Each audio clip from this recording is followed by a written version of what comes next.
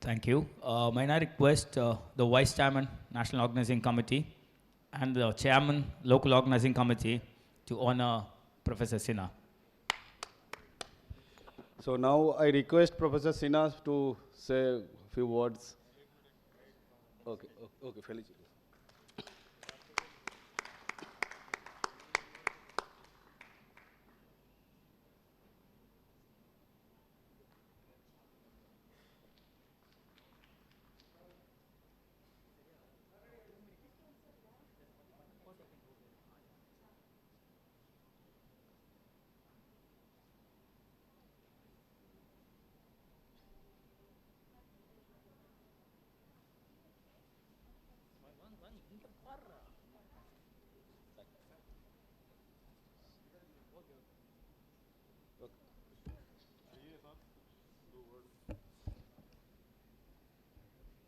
कितना समय है?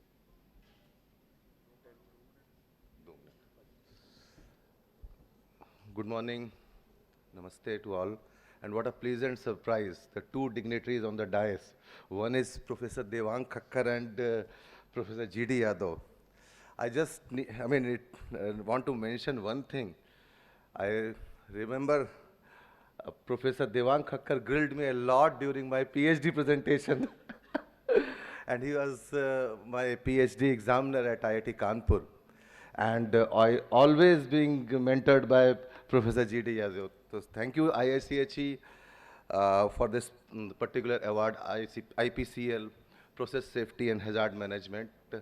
Apart from this, you see that we last year we did a massive work related to the process safety and hazard management. You see that the CPET is under Ministry of Chemical and Fertilizer, and it was mandated by Honorable Prime Minister to organize so many workshops, and it was mandated that almost 48 workshops need to be organized in next, you see, the 4 to 5 years for the major accidental hazard industries. And we made a presentation to distinguished authorities where we mentioned that almost 88% of the industrial accidents in the chemical engineering sector being attributed by the human failure. Maybe the negligence, maybe the lack of awareness, maybe lack of the training, and maybe lack of experience.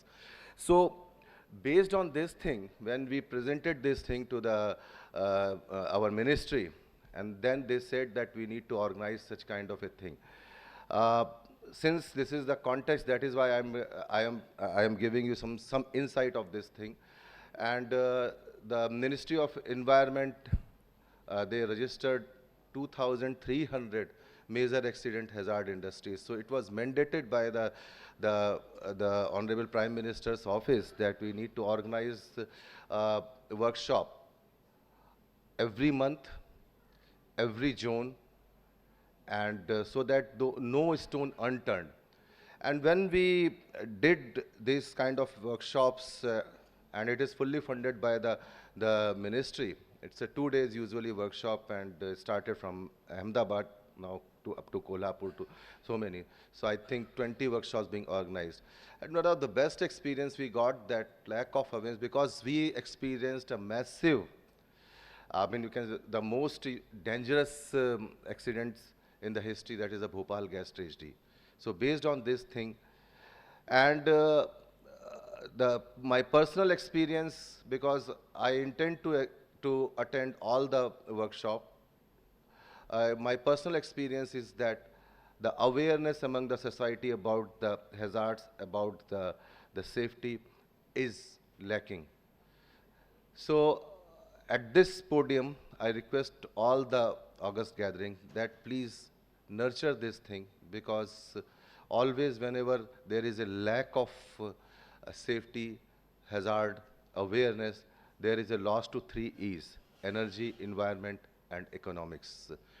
So always keep in mind all these things, and thank you IIChE for conferring this prestigious award. I indebted to IIChE, and with these words, I stop and thank you, and Jai Bharat.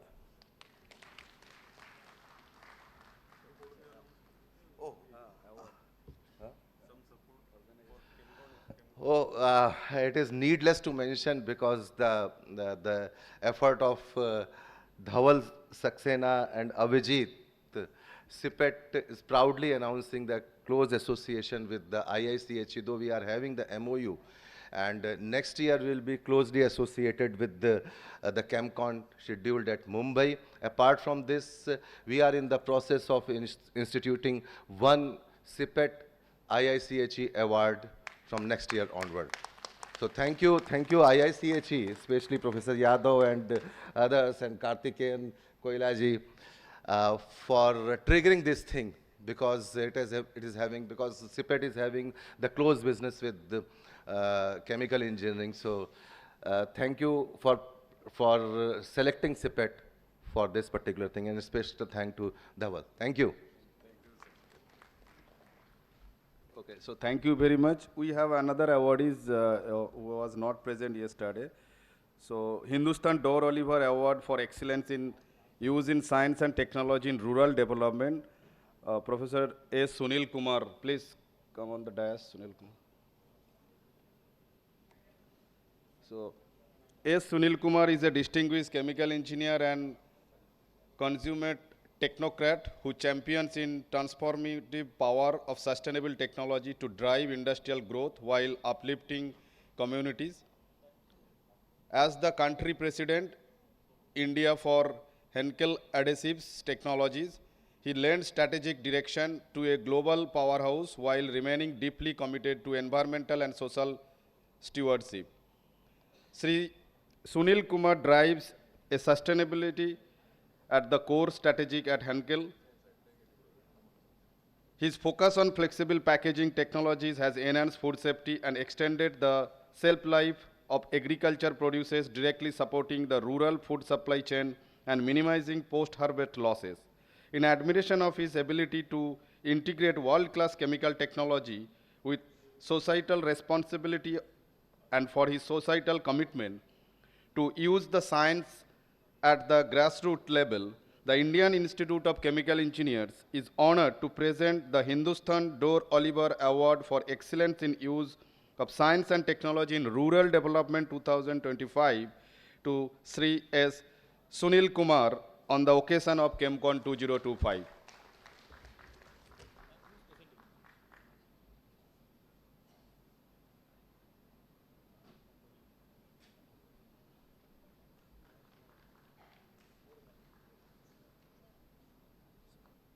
Also, I request LOC chairman and NOC chairman to welcome him with a shawl and memento.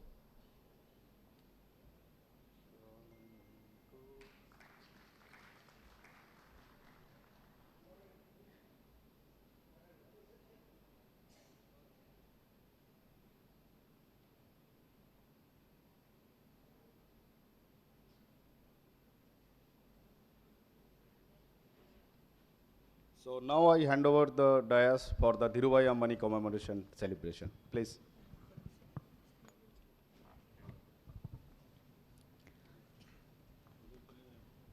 A very good morning to one and all. Respected dignitaries on and off the dais, eminent scholars from academia, distinguished leaders from industry, esteemed members of the Indian Institute of Chemical Engineers, respected faculty colleagues, dear students and honored guests.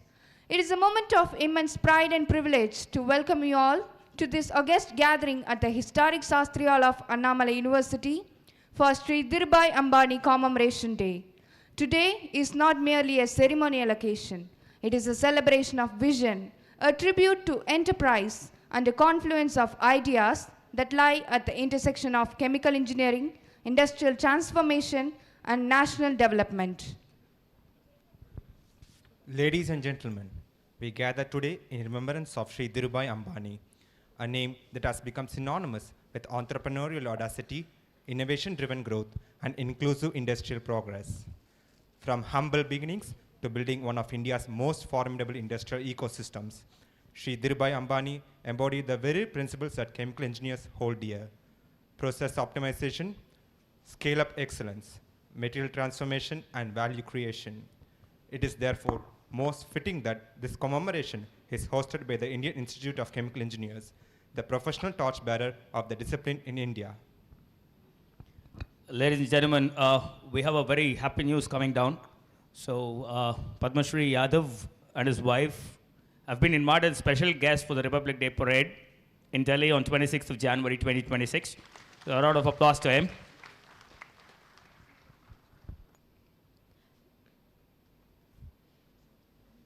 May I invite Padma Shri Professor G.D. Yadav to welcome the gathering.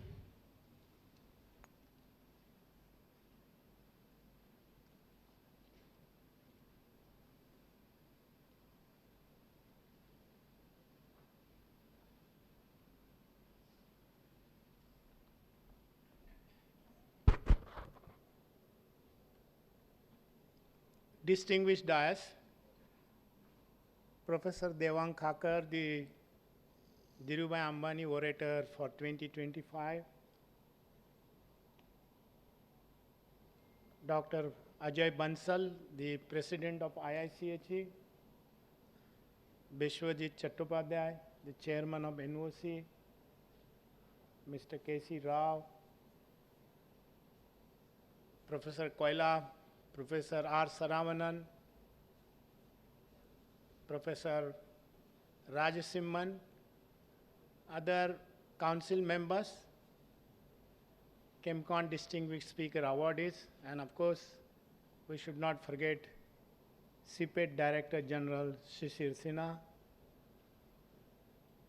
HBNI Vice Chancellor Professor Kamachi Mudali, who is also the former Chairman of Heavy Water Board. Ladies and gentlemen, 20th December is a special day in the life of India. And that is, this particular day we call it Dhirubhai Ambani Commemoration Day, which we have been celebrating since 2004, the CHEMCON 2004, which was held in Mumbai.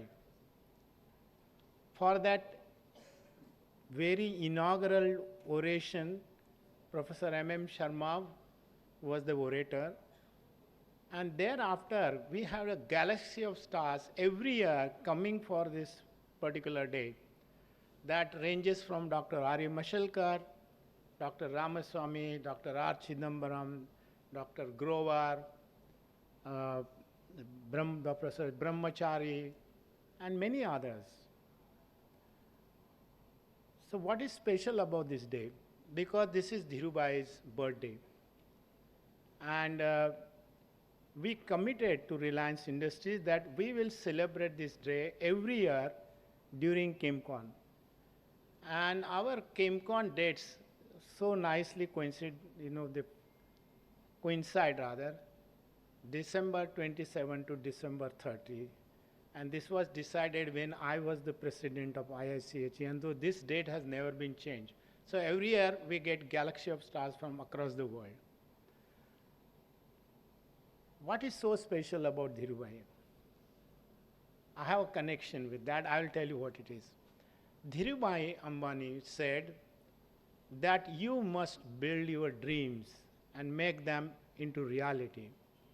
And if you don't dream big, somebody else will build that dream and you will be working for them. So that was his message to all of us. So Reliance has become such a big company, but they always supported us, and they have been supporting us for a number of years. And I'm particularly privileged because since 2004, I've been always involved in organizing the speaker as well as the function, Dhirubhai Ambani Commemoration Day. I had another pleasant surprise, and that was in 2016 when the entire Ambani family came to Rashtrapati Bhavan. Late Dhirubhai Ambani was given Padma Vibhushan posthumously, and I also received Padma Shri on the same day, and I met the entire family. Kokila Ben received that honor on his behalf. So IIChE has a special connection over the years, not only because Mukesh is a chemical engineer, but the Reliance family always supports us in all our endeavors. So this day is no different. And we have chosen none other than a very celebrated chemical engineer, very fantastic human being, a great leader of academia, Professor Devang Khakar. So we are singularly lucky to have a galaxy of stars who have addressed this particular day.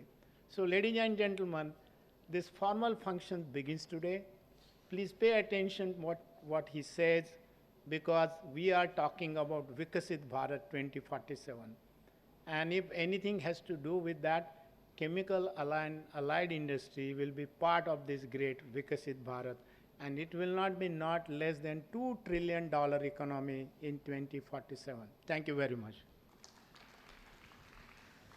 Thank you for your warm welcome, sir. I kindly request the dignitaries to proceed for the lamp lighting ceremony.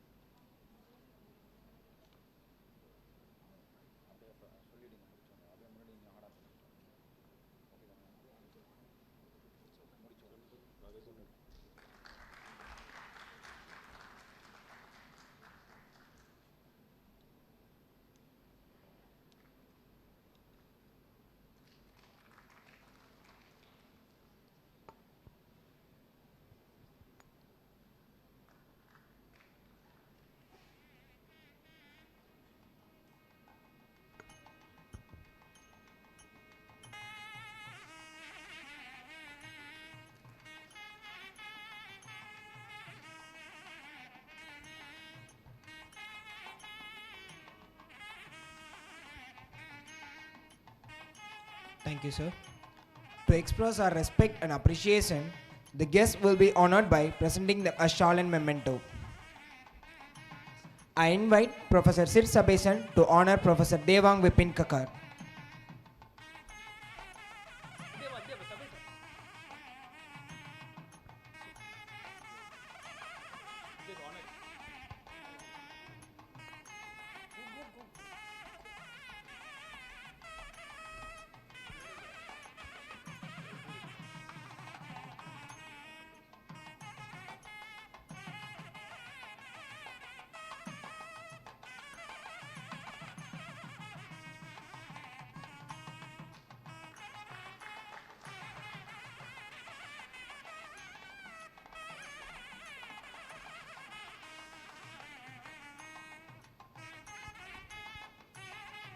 Thank you, sir.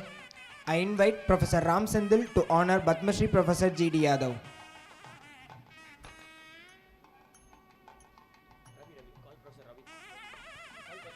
I invite Professor Ravi to honor Padma Shri Professor G.D. Yadav.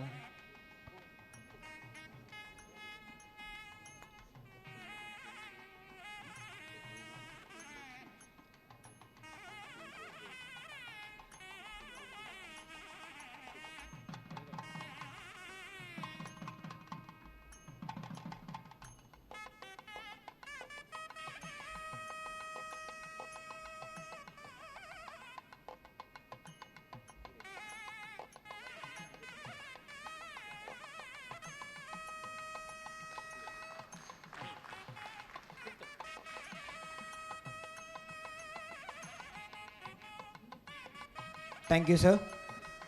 I invite Professor Manigandan to honor Sri K.C. Rao.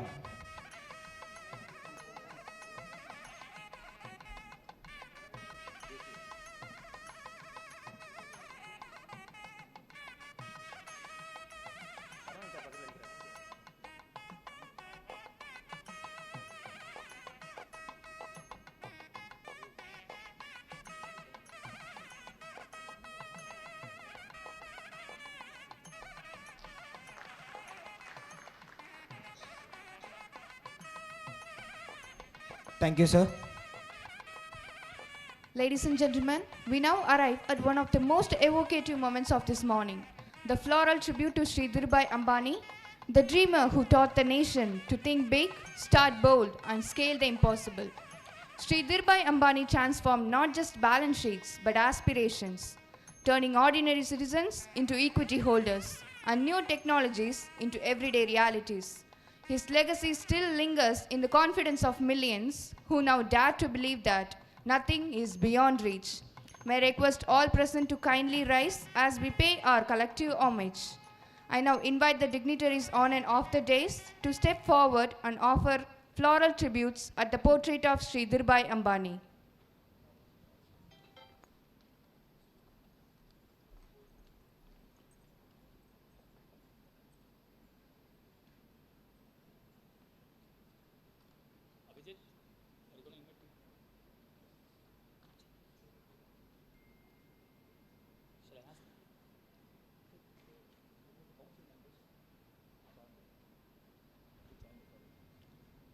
I request council members to join them.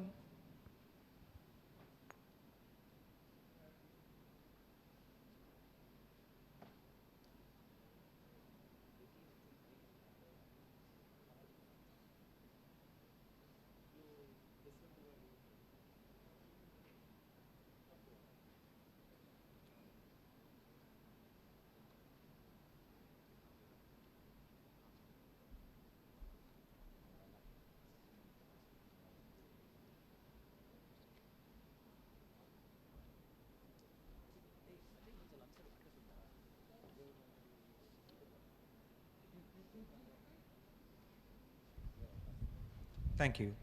Ladies and gentlemen, professional institutions thrive under visionary leadership, and IIChE stands tall today due to the guidance of such leaders. It gives me immense pleasure to introduce our guest of honor, Professor Ajay Bansal, President, Indian Institute of Chemical Engineers. Professor Ajay Bansal currently serves as the President of IIChE, steering one of India's oldest and most prestigious professional engineering bodies. A seasoned academic, researcher, and administrator, Professor Bansal has dedicated his career to advancing chemical engineering education, research, and professional engagement. Under his leadership, IIChE continues to strengthen its role as a bridge between academia, industry, and policy, fostering young engineers, promoting ethical practice, and encouraging innovation aligned with national priorities. We are honored by his presence and guidance on this significant occasion. Ladies and gentlemen, allow me to invite Professor Ajay Bansal.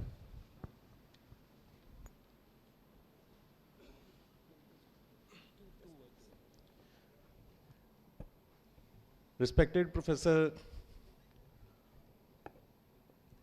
on the dais, dignitaries on the dais,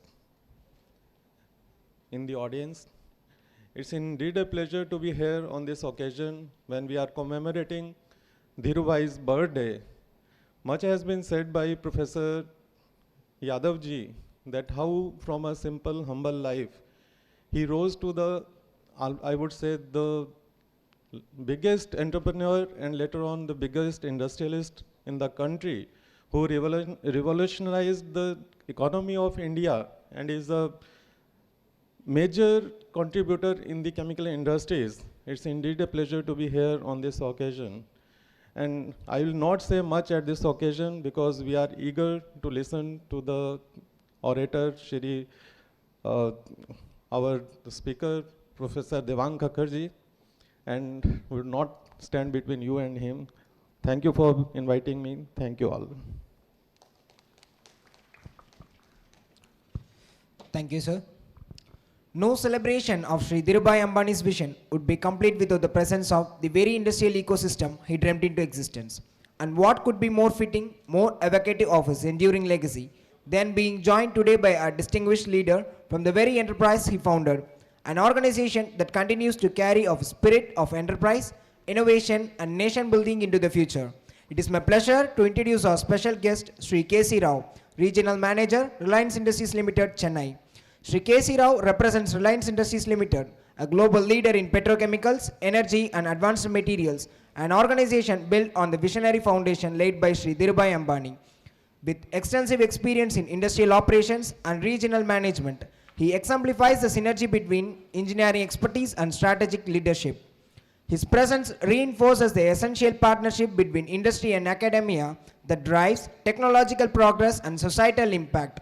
We warmly welcome Sri K.C. Rao to address the erudite gathering.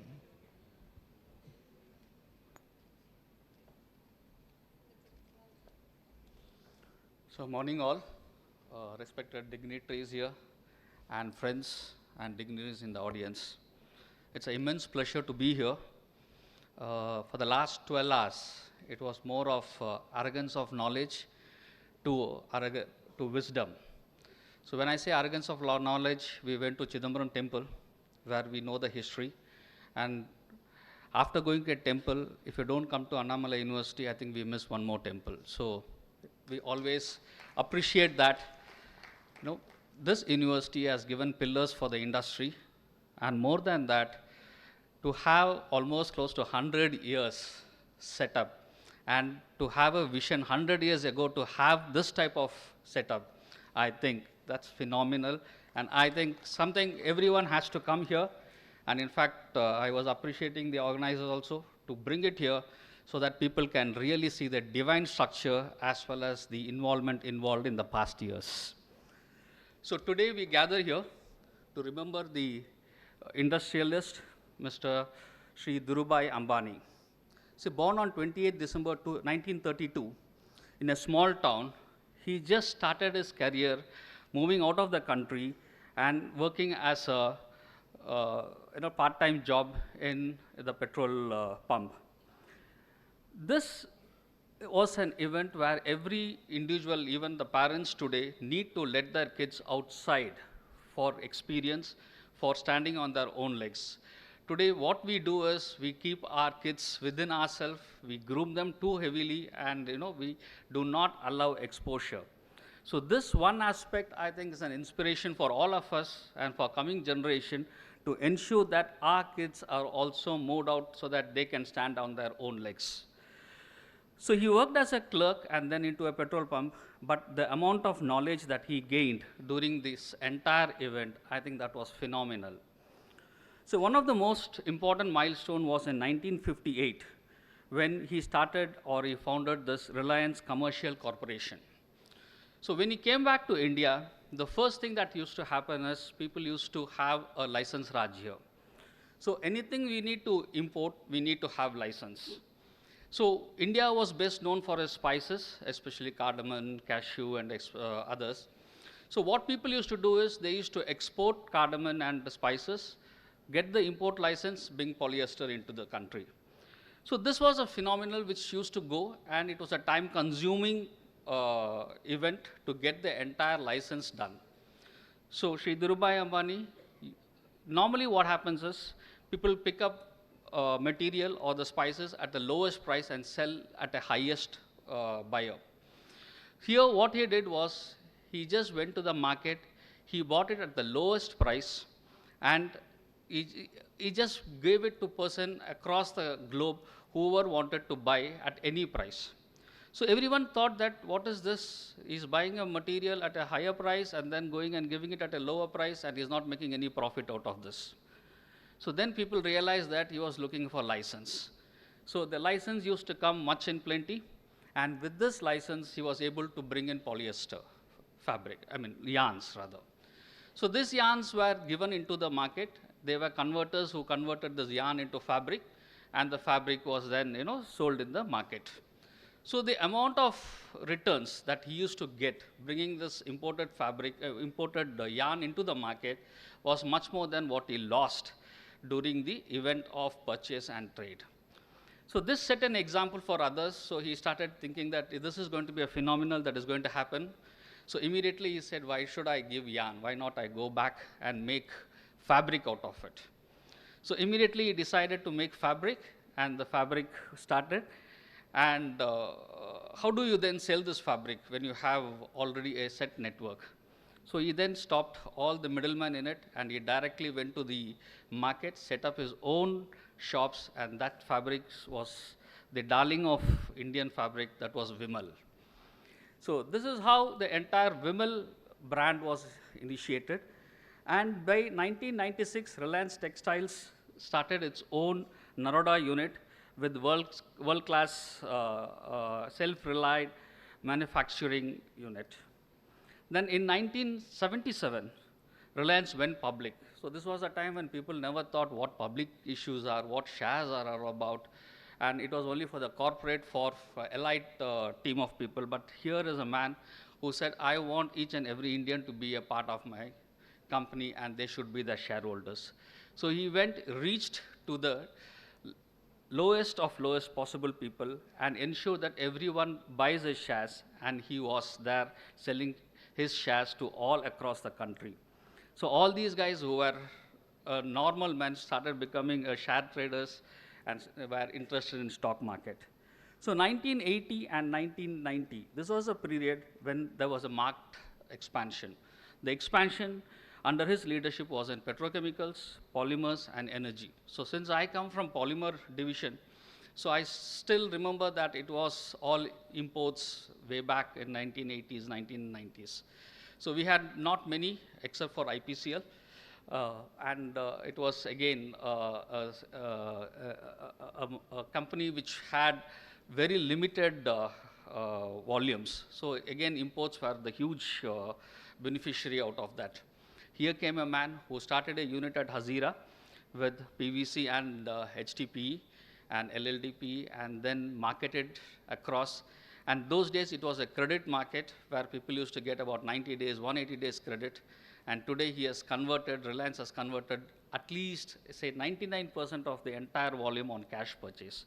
So this phenomenal change occurred during this period. And then when we were all, as kids, when we joined the unit, we were all wondering how are we going to place this material in the market. Then he comes out with a shocker saying that there's going to be a Jamnagar unit that is going to come up with the refinery as well as with the huge volumes of polymers. So it was a time when we all laughed saying that we'll have to just put it in Arabian Sea or Bay of Bengal. That was the idea we had. But then the man was able to sell the entire 1 million ton under Mukesh Ambani.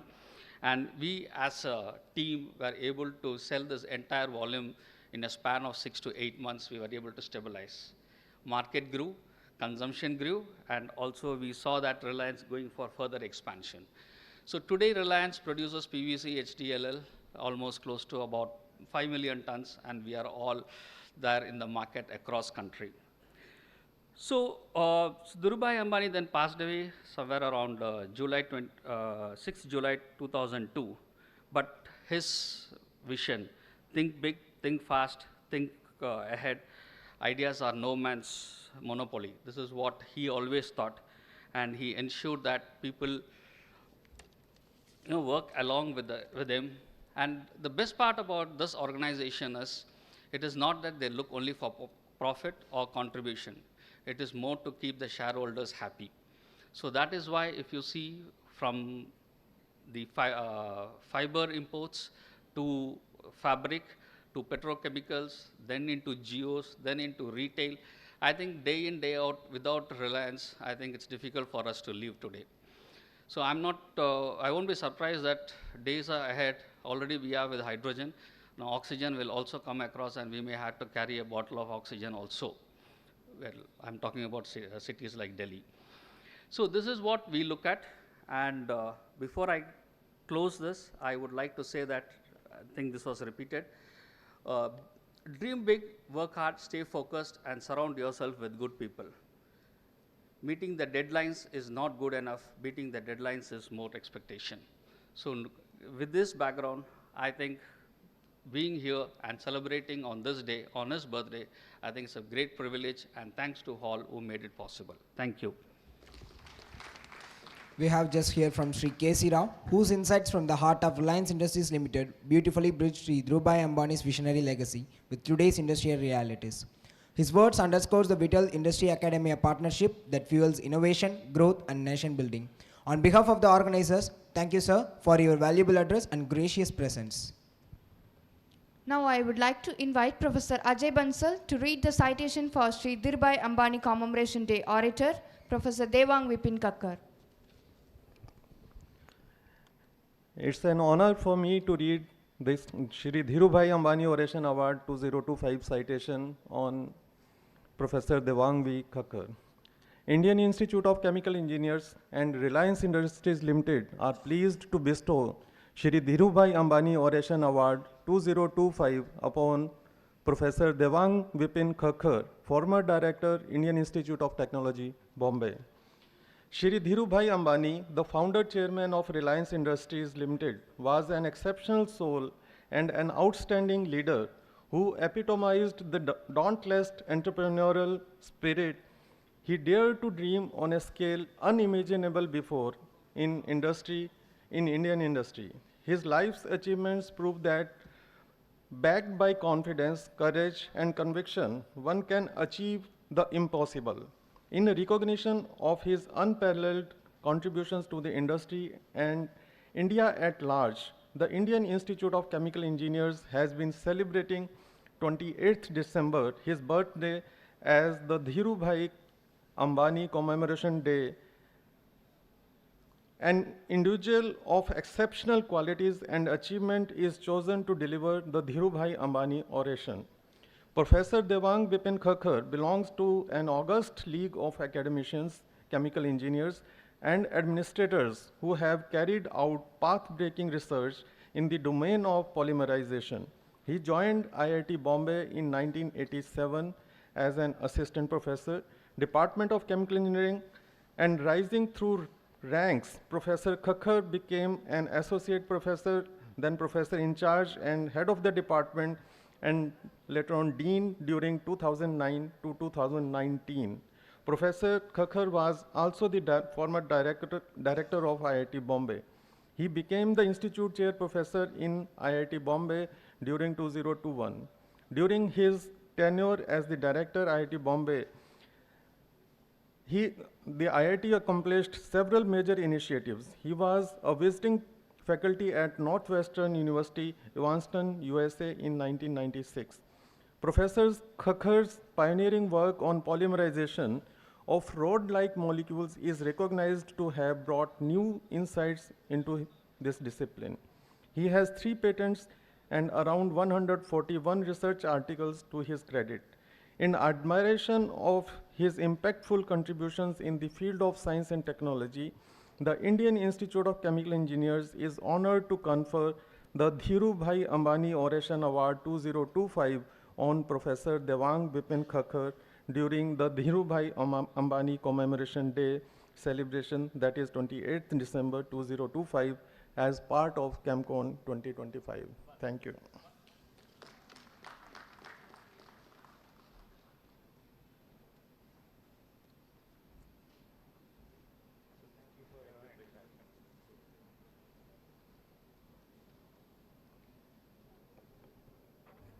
So, good morning, and it's really very nice to be here in Annamalai University. It's really, as Mr. Rao mentioned, an institution which is 100 years old, but unlike many of our universities, it has the complete sort of range of disciplines here, from medicine to engineering, arts, fine arts. And so it's one of the great universities, and it's really a privilege to be here and spend a couple of days in this august institution. It's really, I feel very honored to be invited to deliver this oration today to honor Mr. Dhirubhai Ambani.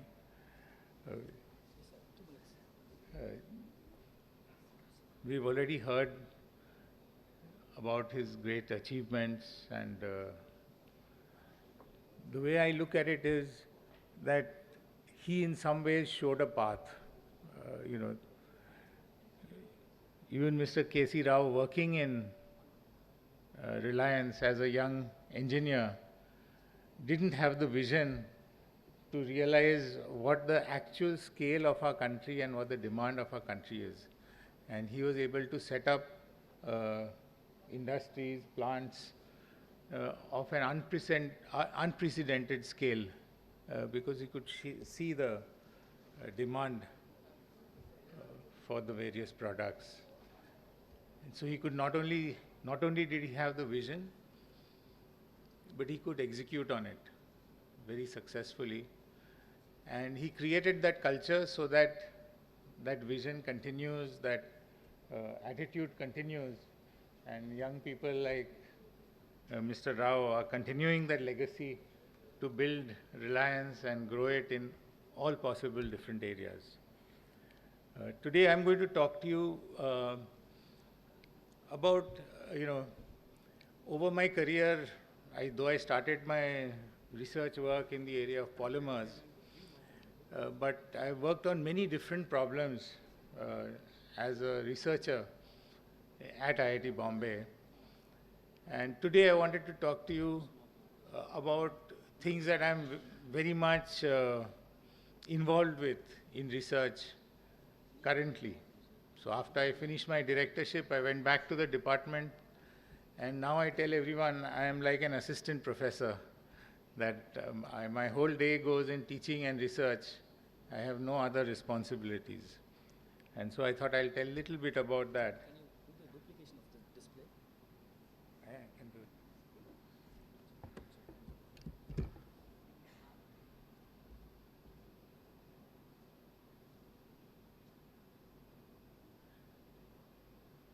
So, what do I do? Just turn to the HDMI display also. Like you have a duplicate coming in. No, sir. Just do this.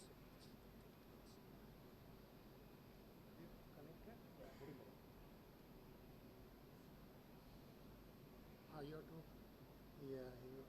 This one, no? This one. Extend display. mirror. Yeah, okay. Okay, so now I'm ready to go. So thank you all for being here on this auspicious occasion. And as I said, I've been working recently a lot in this particular area of mine.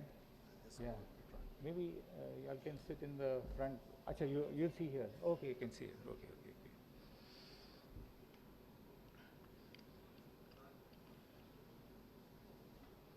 So,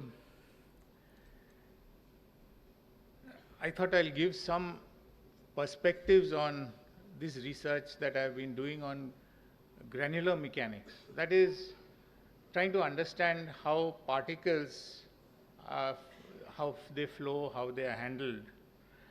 And the subtopic that I'm saying is that it's practically a very important area, because it's very important for industry, but it has been neglected over the years for various reasons.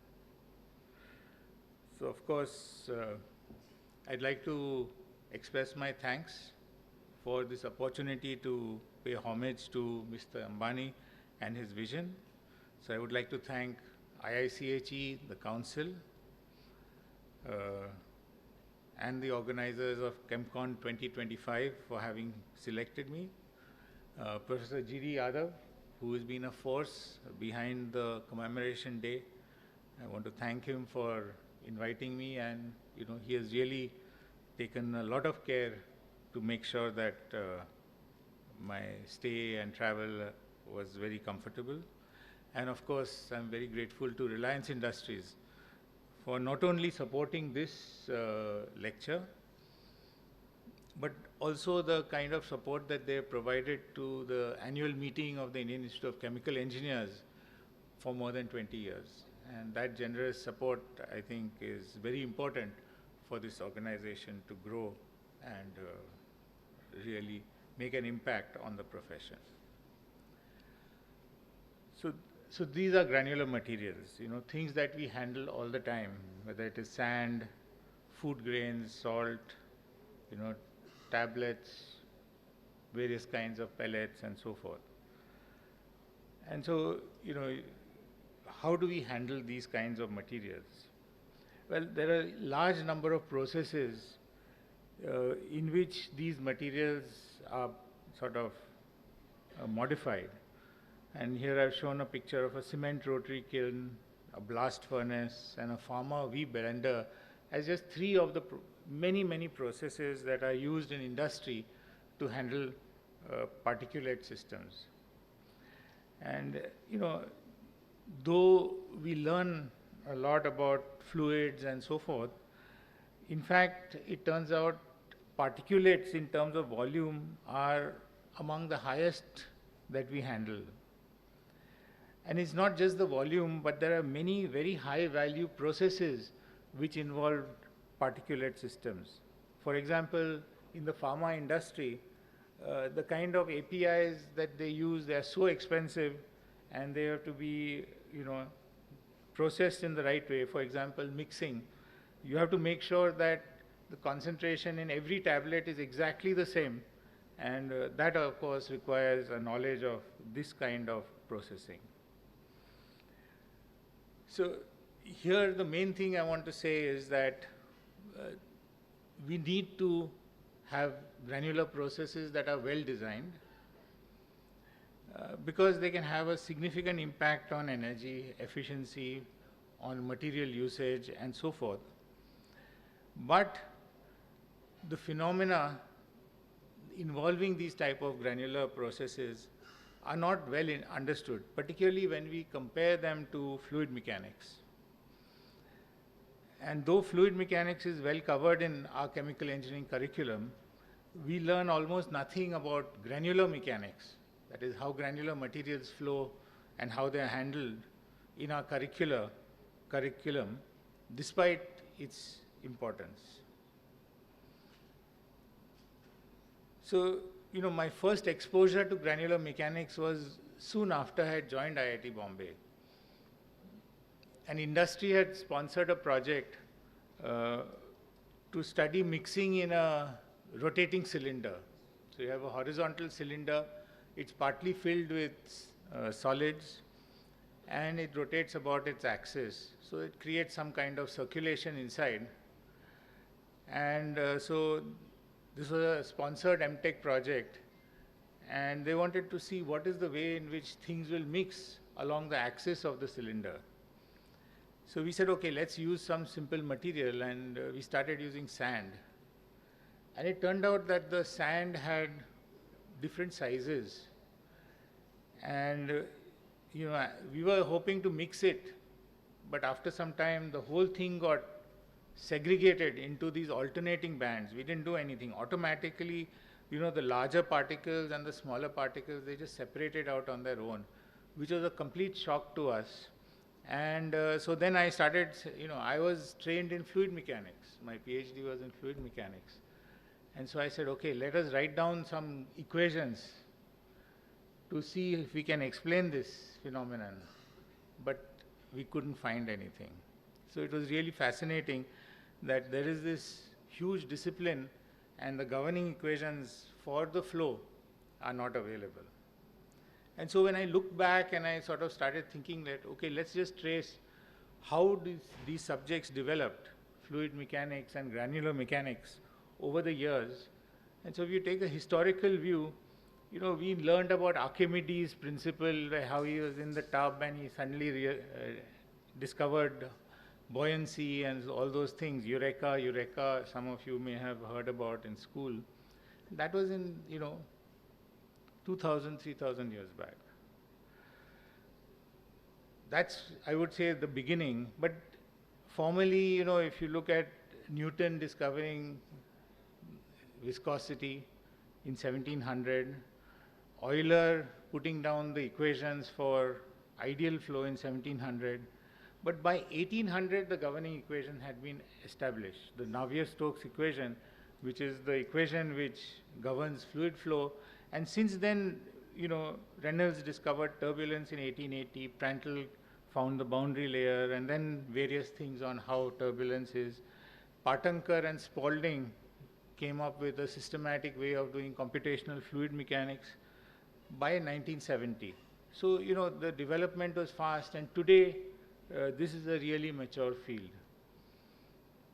But if you look at granular mechanics,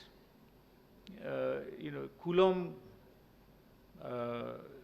came up with the laws of friction in 1776, Hagen, you will remember Hagen-Poiseuille equation for flow in a pipe. He was also studying granular flows, and he studied what happens in an hourglass in 1852. Reynolds, our famous person from Reynolds number, he was also studying granular mechanics, and he discovered this phenomenon called dilatancy in 1885. There was a lot of work on soil mechanics, and the first work on the flow of granular materials was done by Bagnold in 1954. Then something like a computational method for granular mechanics was proposed in 1974. A lot of work was done trying to extend the kinetic theory of gases to solids in 1983. And most recently, there's been a very important paper, which I'll talk about, which is also giving a sort of advancement on what Bagnold did in 1954. So these things in red, I will talk about a little bit. So the basic point is that even today, we don't have an equation for granular flow like we have for fluid mechanics. And the reason is that it's very difficult to study these flows. You can't see inside a granular material, so it's very difficult to measure velocities. It's difficult to measure stresses inside a granular packing. And you don't have, like molecules, every water molecule is exactly the same. But particles, even in a very well-defined material, the particles are highly variable in size and shape. But despite all this, there have been many rapid advances that have been made, and the field is really going forward, and slowly it is achieving maturity. So with that as just some sort of background, I thought I'll tell you a little bit about one. I want to just show you some features of how granular materials behave. Then I'll tell you about two things that I feel have been important developments in the past, which are propelling the field forward.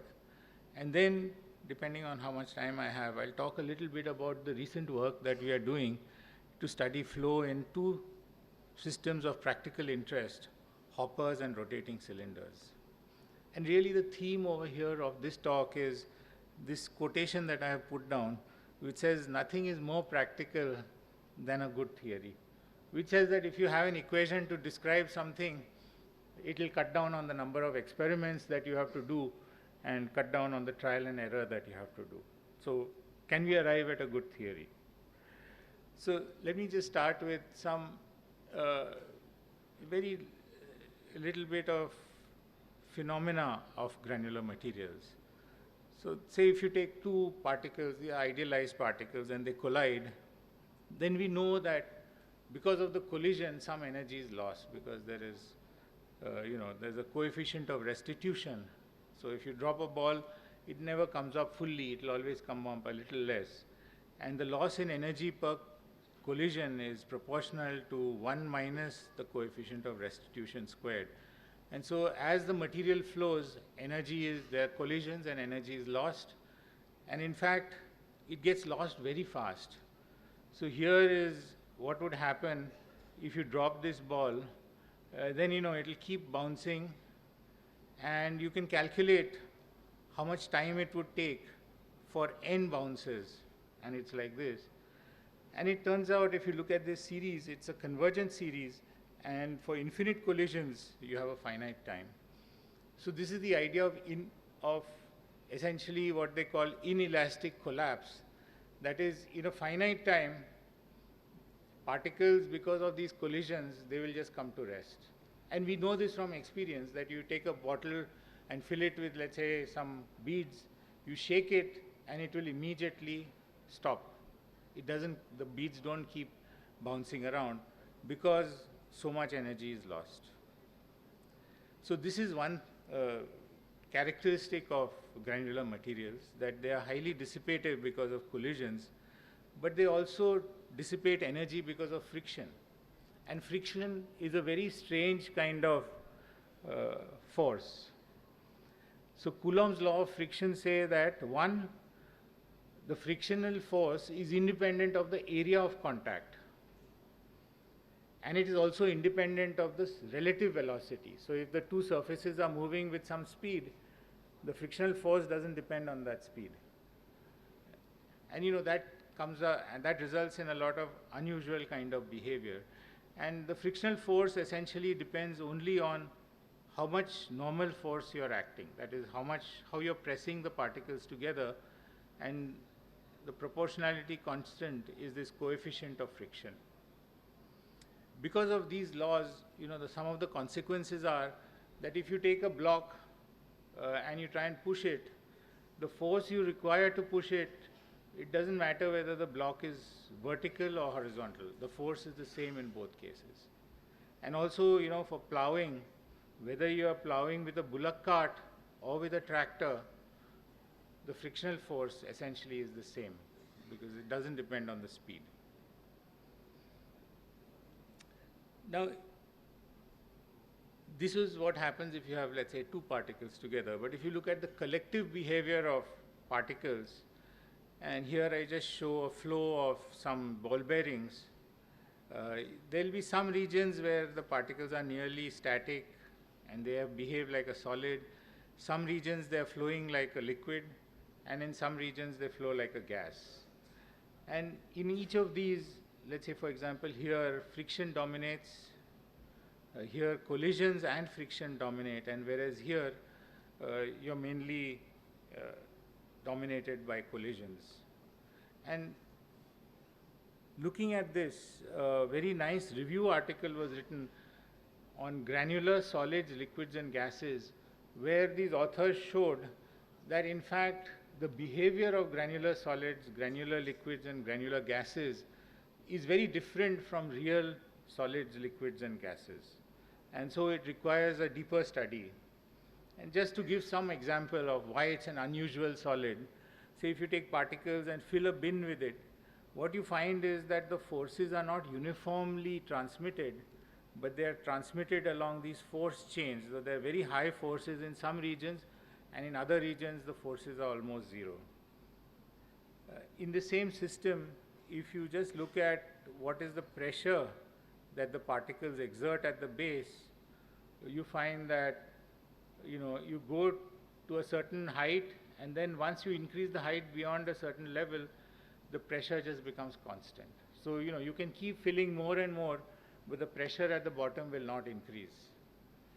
This was actually discovered by Janssen in 1895, and the basic idea is that actually it's this friction. I showed you those force chains. So there's friction applied on the side walls, and that is what is holding up the material. Now this is not just an academic sort of result, because if you look at, let's say grain storage and oil storage, you can see this effect being implemented. Invariably, silos are very tall and long. And that's because it doesn't matter, because the pressure never becomes very large even if you make it very tall. On the other hand, if you look at oil tanks, they are always large diameter and quite short, because you can't afford to have very tall tanks because of the very high pressures, then you'll need very thick walls to. So this is just sort of to illustrate the difference in the behavior and what practical implications it may have. As I mentioned, the first person to really look at the flow of granular materials was Bagnold. He was a brigadier general in the British Army in the Second World War, and he had been posted in Libya. His job was to make sure that the roads are clear of sand for the army to move. And he had this laboratory in a truck where he was studying the properties of granular matter. Of course, he got some insights, and then later he went and joined Cambridge University as a professor, did a lot of very interesting work and published that, including a basic theory for the flow, and he became a fellow of the Royal Society. It's one of the highest honors that a scientist can get in England. And this is the sort of work that he did, where he said that if you imagine these particles flowing in layers, then through some very simple arguments, you can show that the stress is proportional to the shear rate squared. and this is now referred to as the Bagnall collisional shear stress. And he was able to validate this by experiments. This is in contrast to fluids like water, where the stress is proportional to the shear rate itself. And so this was a major advance, and it gave a new insight into the flow of these materials. Now let me just say a little bit about two developments that I feel have made a big impact on the growth of this field. One is this development of the computational method called discrete element method. In this method, we track the motion of every particle. So if you have large number of particles, every particle motion is tracked like we do in molecular dynamics, essentially integrating the Newton's laws of equation and taking into account the interparticle forces of friction and deformation. And this method was proposed in 1974, but unfortunately then computers were not powerful, and this code to do this was extremely complex. But more recently, what has happened is that there is an open source, and of course there is some commercial software also available, which actually allows you to do these simulations on a large scale. So this LAMPS is the large scale atomic molecular massively parallel simulators. So you have these huge supercomputers, you can run these jobs with millions of particles, and then you can follow their trajectories everywhere. And of course, LAMPS is actually free to download, it's very easy to use, and essentially it gives you exact results for many problems. And so you can get very clear answers, and so this is one development that has really advanced the field a lot. And the second development is through theory. Theory is very important. And in 2006, this mu-I model was proposed, in which they said that the friction coefficient, which is the shear stress by the pressure, is given by a friction coefficient, which is not a constant, like I had talked about earlier, but in fact it depends on a dimensionless shear rate. So you have a shear rate dependent friction coefficient, and I is a dimensionless shear rate, where the shear rate here, d is the particle diameter, p is the pressure, and rho p is the particle density. So this is a dimensionless number, and this friction coefficient depends only on this. And also the solid volume fraction also depends only on this. Of course, once you have this definition, we know viscosity is nothing but shear stress by shear rate, and so you can get an expression for the viscosity as mu, which is the friction coefficient times the pressure divided by the shear rate. And then once you have the viscosity, then you can put it into an equation and solve full three-dimensional flow problems. And this looks exactly like what you would get for a fluid. So this is a very powerful new theory. And we did a lot of testing of this theory, and this is just showing some results where we are showing the flow of these particles down an inclined plane. And here, this is the velocity as a function of the height, and you can get this profile. This is the solid volume fraction, which is nearly constant. This is the shear stress. This is the pressure. We can get the shear rate by taking a derivative of this velocity profile. And so we can get both mu and I. And when we compare it, we see that it exactly matches with the theory. The line is the theory, and the dots are from the simulations. And so this matches exactly with the theory, but what is interesting is that this theory also matches with the Bagnall model. Okay, so those are the two major developments, and because of this field is really growing very well. But let me now next just talk very briefly about a couple of things that we have been working on. One is we've been really very concerned about hopper flows. Now these are omnipresent in industry, which involves granular processing, and I've just shown some pictures of this. And they come in various shapes and sizes. The key idea is that there is a converging granular flow at the end, and that has some special sort of behavior. So we've been looking at this kind of flow in great detail. This shows the experimental setup where you have a bin over here. This is our system which we are studying. And we use, we take high-speed video imaging, and here is a sort of slowed down version of the flow in one small region. You can see the particles moving. And we use image analysis where we can essentially track every particle, and you can't see it very clearly, but there's a single trajectory showing how one particle has moved. And you can see this purple line is showing the trajectory of a single particle, and you can see how it's sort of going down. And like this, we calculate the trajectory of every particle in the system, and this is shown over here. And from this, we can easily get the detailed velocity distribution everywhere. And then we can come up with some functions to actually describe how the velocity field varies in the system. And that gives us a lot of insight.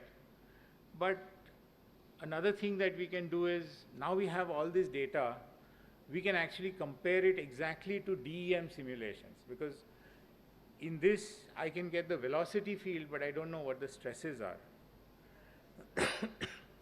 So if we have what they call a digital twin using DEM simulations, then I can use the simulations to get everything else like the stresses and so forth. So here I'm showing a comparison of the DEM results, which are actually the symbols.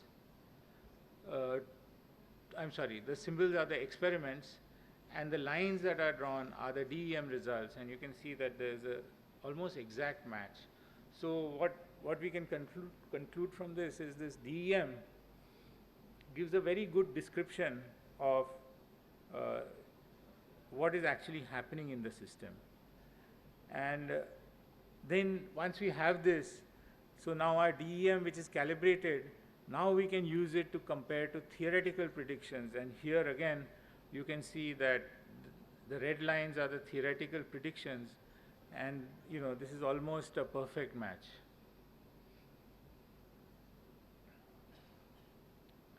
Let me tell you about another problem that we were looking at a little while ago, and that is rotating cylinder flow. And there are a huge number of applications for this kind of flow. Depending on what is the rotational speed of the cylinder, you can have various regimes of flow, but the one that is of most practical interest is what is this rolling or cascading regime, where you have essentially closed streamlines like this and a continuous flow. What we find is that there is a layer of particles flowing on the surface, whereas all the rest of the particles are simply rotating like a fixed bed. And we did a lot of experiments in a simplified system. And so if you look from the front, you can actually get the streamlines for the flow, and you can see that they're very nice closed streamlines like I drew. And from all these kind of studies, we can actually develop a model for the full flow field in the system, and also extend it to cylinder cross sections which are not circular. The model works extremely well. Here are some comparisons where the lines are the theory, and the dots are the experimental measurements over many different kinds of systems, and the model works very well.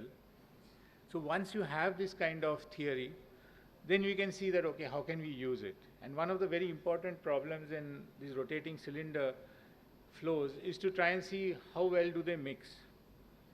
Well, since we know the flow field, we can use a simple diffusion equation to predict the mixing. And we also did experiments. So the top line is the experimental study, where you have a rotating cylinder. We have taken glass beads of 2 different colors, and then after every revolution, we have taken a photograph, and you can see that there is a close match between the prediction of the theory and the experiment. But we just didn't look at it visually, but we also had sampling by actually having several sampling ports and then measuring the concentration, and you can see that there is a quantitative agreement between the model and the experimental data, and this is extremely good match. So now that we have the model, now we can try and explore what are the other possibilities and what is actually going on. So if you we took these particles red and blue and then ran the model, and what you see is that, you know, the material sort of wraps around and you get many layers forming of red and blue. But there is a core of red which remains unmixed. So even after 12 revolutions, the mixing is not complete. And so you can say that the cross-sectional mixing in these circular cylinders is slow. What happens if you take a square cylinder? So the same thing, we started with red and blue particles, and you can see now it is not just simply wrapping around, but the flow is extremely complex, and within 12 revolutions the mixing is almost complete. This type of mixing is referred to as chaotic mixing. We are not adding any randomness into it, but because of the nonlinearity of the flow, the motion of every particle appears to be chaotic. And chaotic, though it sounds like a colloquial word, is actually a mathematical term. And you know, there are many equations, nonlinear equations. Some will give steady solutions, some nonlinear equations give periodic solutions, but some give chaotic. And here is the simplest system which generates chaos, and you can try it out yourself. Supposing you have a difference equation where n minus 1 is the previous position and n is the xn is the current position, and let's say a is a parameter, and let's say the initial point is 0.5, so you're starting at 0.5. So when a is equal to 1.2, you know, you can keep on calculating the next value, and you know, you'll get all these points, and everything goes to a steady state. If you take a to be equal to 3, then you get periodic behavior. And if you go to a equal to 3.99, then the motion is essentially chaotic. So this is essentially a intrinsic property of nonlinear equations, that you can actually get chaotic solutions. And in fact, you know, all of you would have heard of turbulence in fluid flow. So that turbulence is nothing but a chaotic solution of fluid turbulence.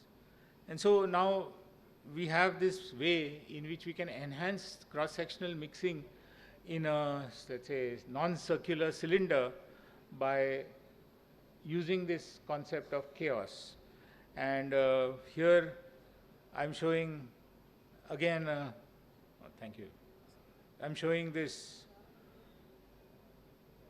comparison of experimental, you know, we have again taken glass beads of green and red color and mixed it in a square cylinder, and this is the comparison to simulations, and you can see that there is a very close match. We of course said, okay, why square? So can we look at other shapes? And so we looked at many different shapes using experiments, and we finally found that this mixer, W4, which has got 4 wedges in it, is really the best. It gives the fastest cross-sectional mixing, and here you can see from the graph that the mixing is complete in about little more than 6 revolutions, whereas a circular one, even after 12 revolutions, as we saw, is not mixed. So based on this, we proposed a new kind of design for a mixer. And we are interested not only in axial but also transverse mixing. So actually, if you see, this system has 8 wedges, but there are 4 at one level, and this is then turned by 90 degrees and then another 4. So you can see here, and this is what happens, that you start with yellow on one side, blue on the other, and you get not only cross-sectional mixing, which is chaotic, but you also get axial mixing, which is very fast. And so this is not using lifters. This is just changing the shape, which changes the flow in the system, which generates chaos. and it results in very fast mixing. And so this design now we have transferred to one industry, and they're making these and trying to sell to their clients. So with that, I hope I've given some glimpse of showing why granular mechanics are important from a practical viewpoint.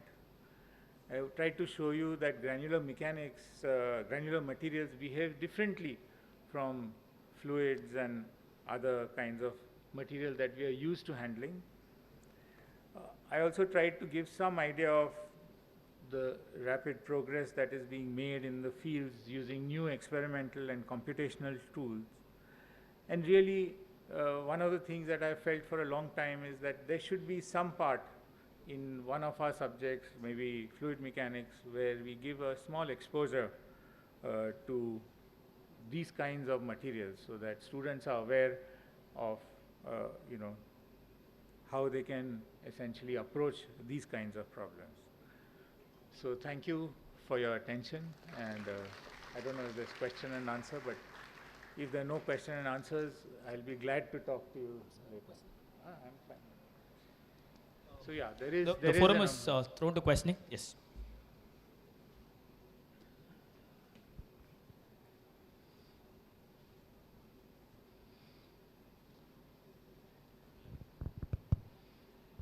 Wonderful lecture, Professor Thank you. Kakkar. Thank you. I'm very happy to attend this session. Really good one. I have two questions. One is related to the industry concerned with your lecture. Second is related to the academics. Let us talk about industry. See, when we see in the cement industry, large kilns are there. Large kilns running around 30, 40 meters length and having a diameter of more than 12 feet, 15 feet like that. All solid materials only, you know. Have you ever tested your experiments or models as well as theory, what you have projected in mixing related to this cement kilns? Yeah, we had a major project on this, and we interacted with large number of cement industries. This was together with some colleagues, and we have done a absolutely detailed model of rotary kiln in a cement rotary kiln, including all the heat transfer and everything, and yes, all these theories are very good for that. The second point is that we even implemented this idea of a square cross section. So in our lab we had built a 1 meter diameter kiln with a square cross section, and we could get a very good result from that as well.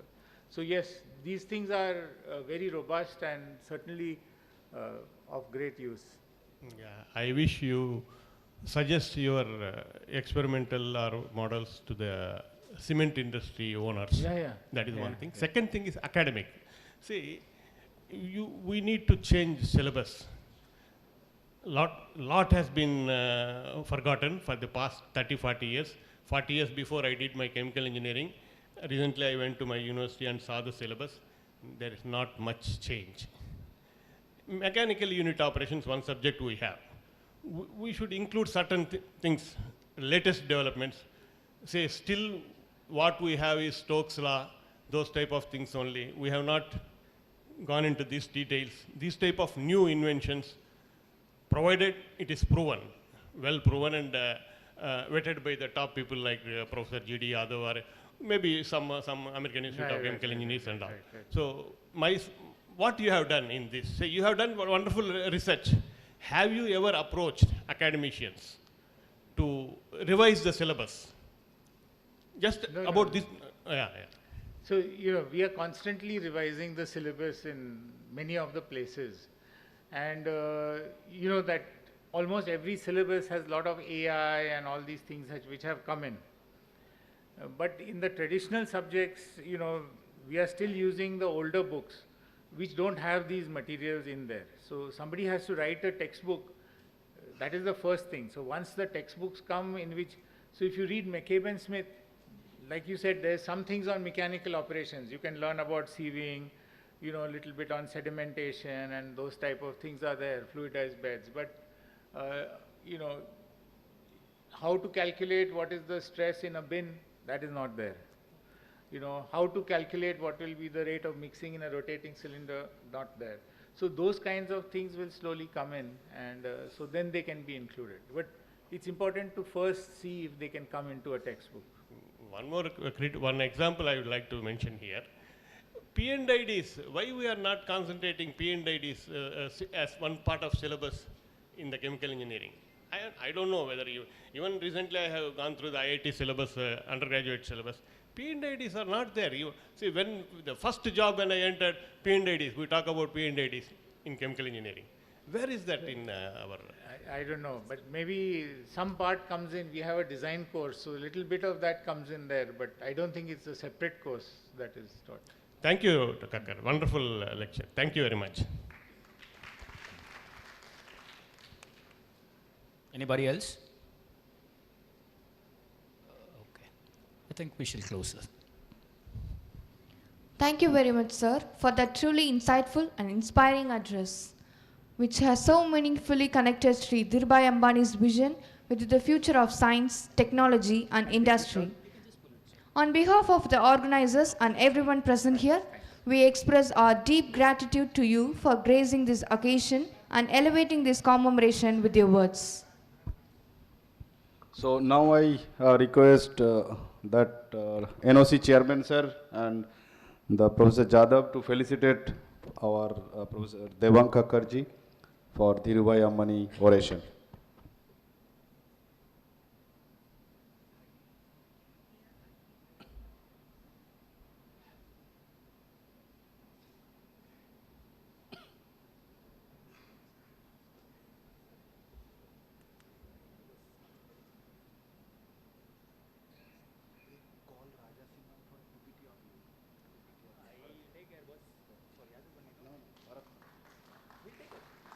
No, he has sent by mail.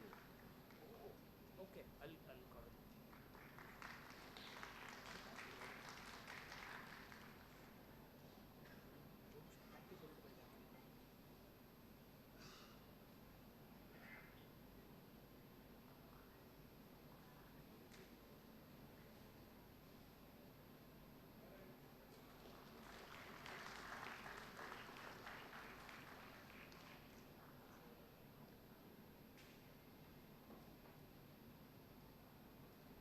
Thank you, sir.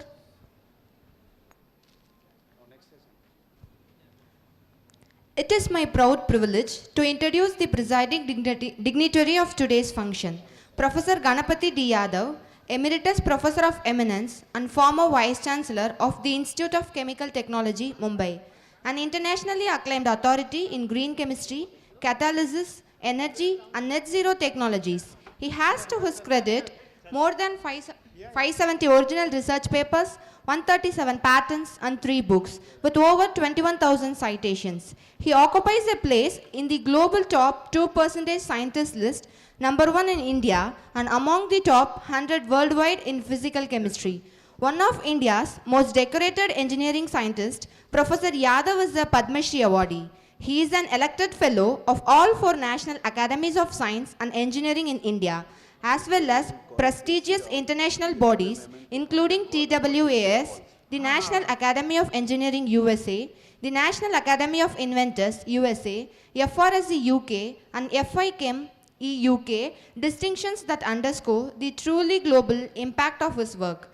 As Vice Chancellor of IIChE Mumbai from 2009 to 2019, he transformed the institute into a globally visible university, establishing new campuses, departments, centers of excellence, and more than 20 new academic programs, while mobilizing funding exceeding Rs 1,800 crore. His mentoring record is equally remarkable, encompassing over 100 PhD theses, more than 150 master's theses, and several dozen postdoctoral fellows and summer scholars, many of whom now occupy leading positions in academia and industry. Beyond the world of science and policy, he is a poet and author in English and Marathi, deeply engaged with Sanskrit, the Vedas, philosophy and etymology, and has even penned the university song of IICT Mumbai, embodying a rare and inspiring synthesis of scientific excellence, cultural depth, and nation-building leadership. Ladies and gentlemen, I invite Padma Shri Professor Yadav to deliver the special lecture on Net Negative Energy System and Sustainability, Green Hydrogen, Decarbonization, Biomass Valorization, and Waste Plastic Recycling. Thank you. Good morning. Thank you, Professor Kaka, for a wonderful lecture, going back to basics. And his question of P&I, it is included, it is a part of chemical engineering syllabus. Yes. Okay. I would like to pay my rich tributes to Padma Vibhushan Sri Dhirubhai Ambani. I'll tell you something interesting. What he said is pursue your goals even in the face of difficulty and convert adversities into opportunities. When he passed away on 6th of July 2002, I was in Michigan State in USA. And I wrote a tribute sent to Times of India, and very next day on page 3, they printed it. And what I had said, the government of India missed an opportunity to honor Dhirubhai with Bharat Ratna, and that was quoted on that particular day. So his contributions are great, and particularly to our profession and chemical and allied industry, so I may pay my rich tributes to him. Ladies and gentlemen, climate change is real. Although the President of the United States does not believe in that you know that. I don't want to sound political, but that's fact. You see, this is, if you want to live in Pune, Mumbai, you must know swimming, because you don't know when the rains will flood the roads. And at the same time, we have extreme conditions. In Assam, on one hand it is raining, on the other hand, there is drought. And so this is Chennai. Okay, these two are Chennai. You can see torrential rains, at the same time your drought also. So you see, this is a reality. And then in Kerala also it is happening. And look at this. You go to any place in the world, climate change is a reality. Although politicians may not believe it, but activists and the environmentalists do believe it. And so Europe also it is happening. It is not just this part of the world. And look at this. Canada, your Canadians are here. Canada, you see, fires are fires, wildfires. California, it happens every year.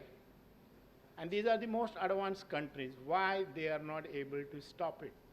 What is the kind of technology which is required? So this is, and on the top of it, this is the picture. There is a place in California called Death Valley. The average temperature there is more than 50 degrees Celsius. It was once 56 degrees Celsius, and there is a national park in there. You can imagine what must be happening. Nothing can grow there. This is called Death Valley in California.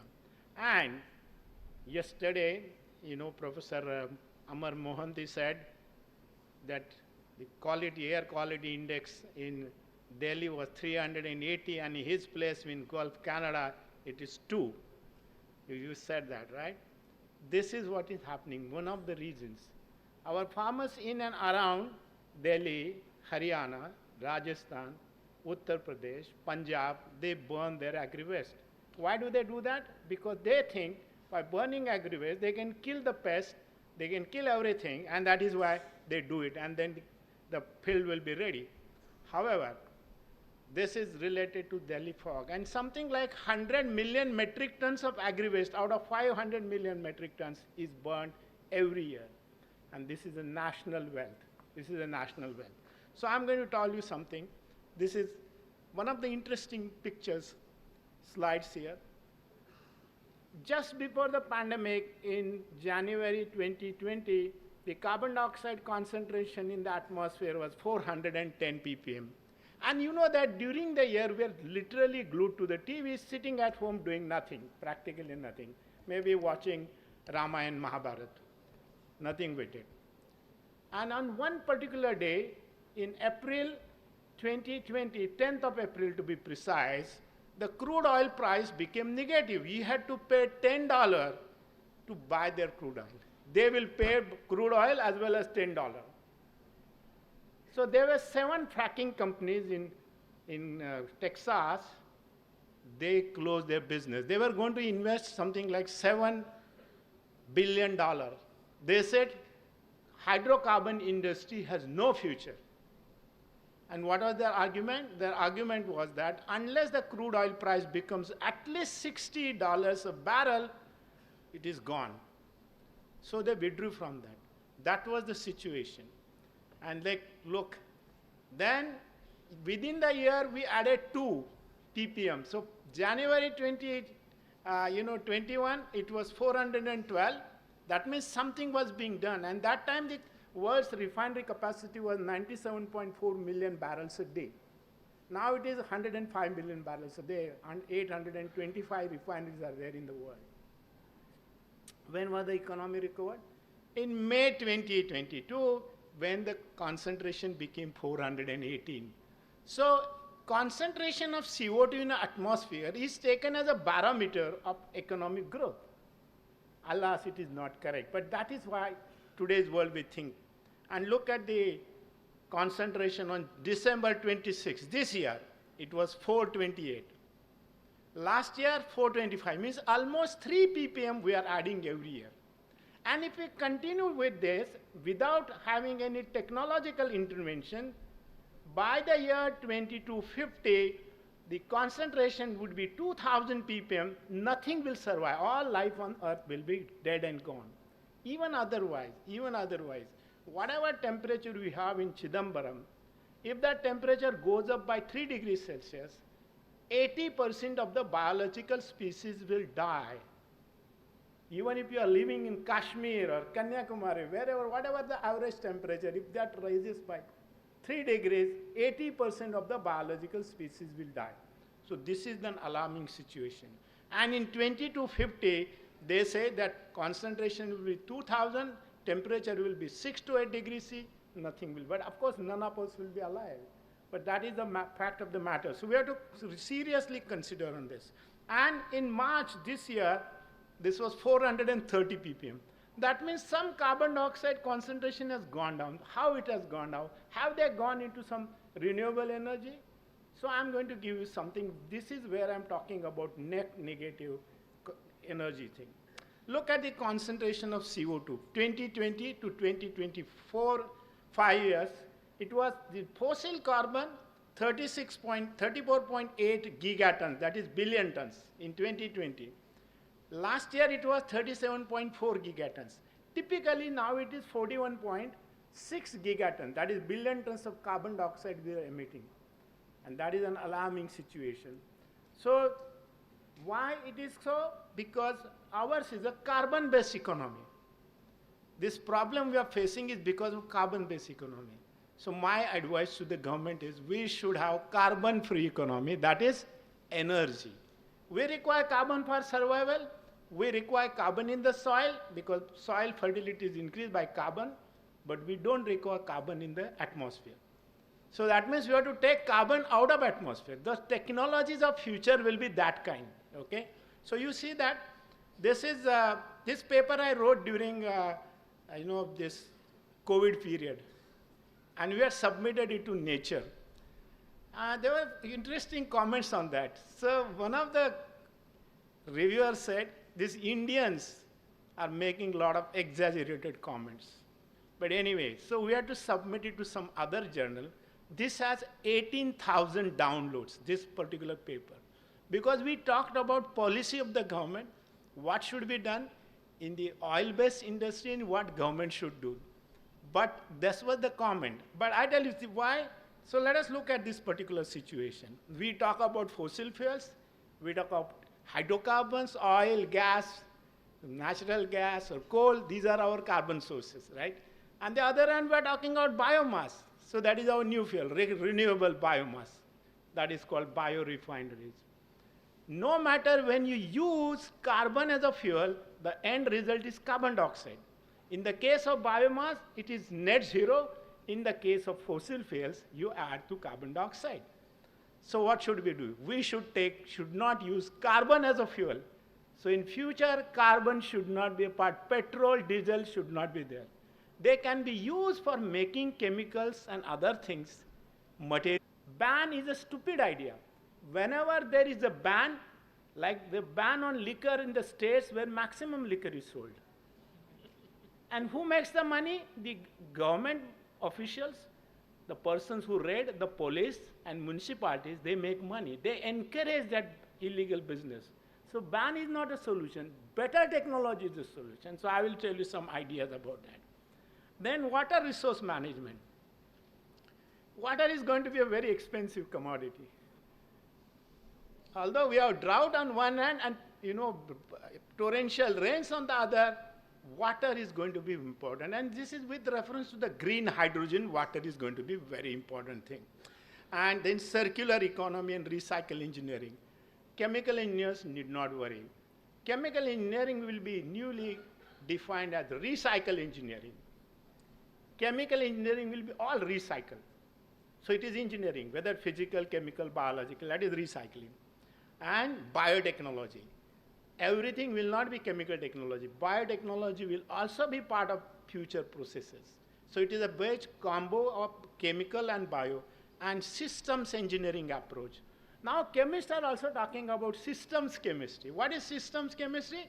That means you have a boundary, something goes in, something goes out. Only useful things will go on, useful till go out, whether it is energy or materials. And if you have studied reaction engineering, you have so-called byproduct and you have co-product. Byproduct means another reaction, co-product means the same thing. Like esterification reaction, water is a co-product. You cannot remove water unless you change the route. Okay? In system engineering, nothing is waste. What is our problem with this plastic waste and everything? Because it is free. Nothing free is accepted in the world. Free advice is also not valuable.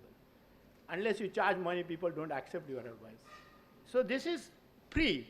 So systems engineering, we can redefine chemical engineering from that on. So normally when you open TV, there is some sadhu bua, they're giving, saying, think better, think positive. Right? I'm saying think negative. Of course I'm joking. What I'm talking about is think of negative. And what is that negative? Our future will be based on carbon negative systems, energy sources, and material neutrality. Because we don't have rare earths. We don't have the best of the thing. Whether it is lithium or anything else, copper and all those things, they have to be recycled. So everything has to be recycled. And we are talking about semiconductor industry. We are all sorts of things. So what it means, the theme is net negative energy systems and sustainability. That is what we'll do. And in this connection, we can talk of many things, green chemistry and engineering, and I'm not going to give any definitions here, but what I'm going to tell you is this. This is a very important slide. Look at this. In 2020, we were emitting about 35 gigatons of carbon dioxide. And when we talk about net zero by 2050, the OECD countries say 2050, China says 2060, India says 2070. That is meaning thereby that if you have emissions limited to 10 gigatons, then only it will be net zero, not otherwise. And now we are having 41.6. That means so much of carbon dioxide has to be taken out of the system. And I gave these numbers to you. So remember this. 10 gigatons is the target. So even if you have a power plant, you generate carbon dioxide, you better take it out. Make something out of it. Maybe I can make ethylene from that. Maybe I can make something else from that. Yes. So that is what is required. So net zero is not the solution, net negative is the solution. So this is with reference to chemical engineering. We have to have material recycling, sustainability, and zero waste society. Can we create zero waste society? So I told Saravanan and also Karthikeyan, can you make this Annamalai University zero waste campus? Nothing is wasted. I saw so much of waste yesterday there. Can we make it zero waste? Is it possible? That means whether the waste is solid, liquid, or gas, it has to be taken as a feedstock.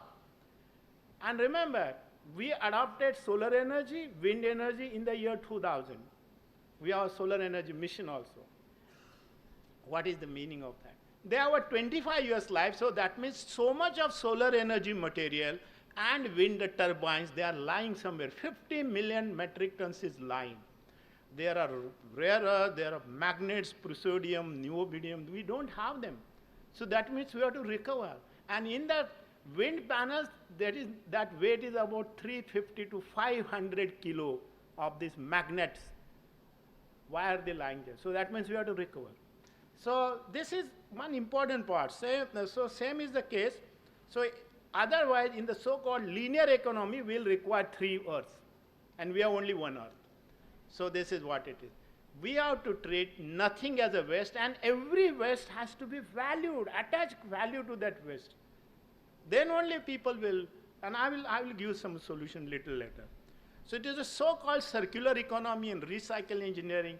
First thing, if you refuse, that means you are reducing carbon dioxide. Supposing you give me a water bottle and I don't take it, I have reduced that much carbon dioxide. Okay? Refuse. Repurpose. Can we make something else out of it? Repurpose is the word come from pharmaceutical industry. There are many drugs which are repurposed.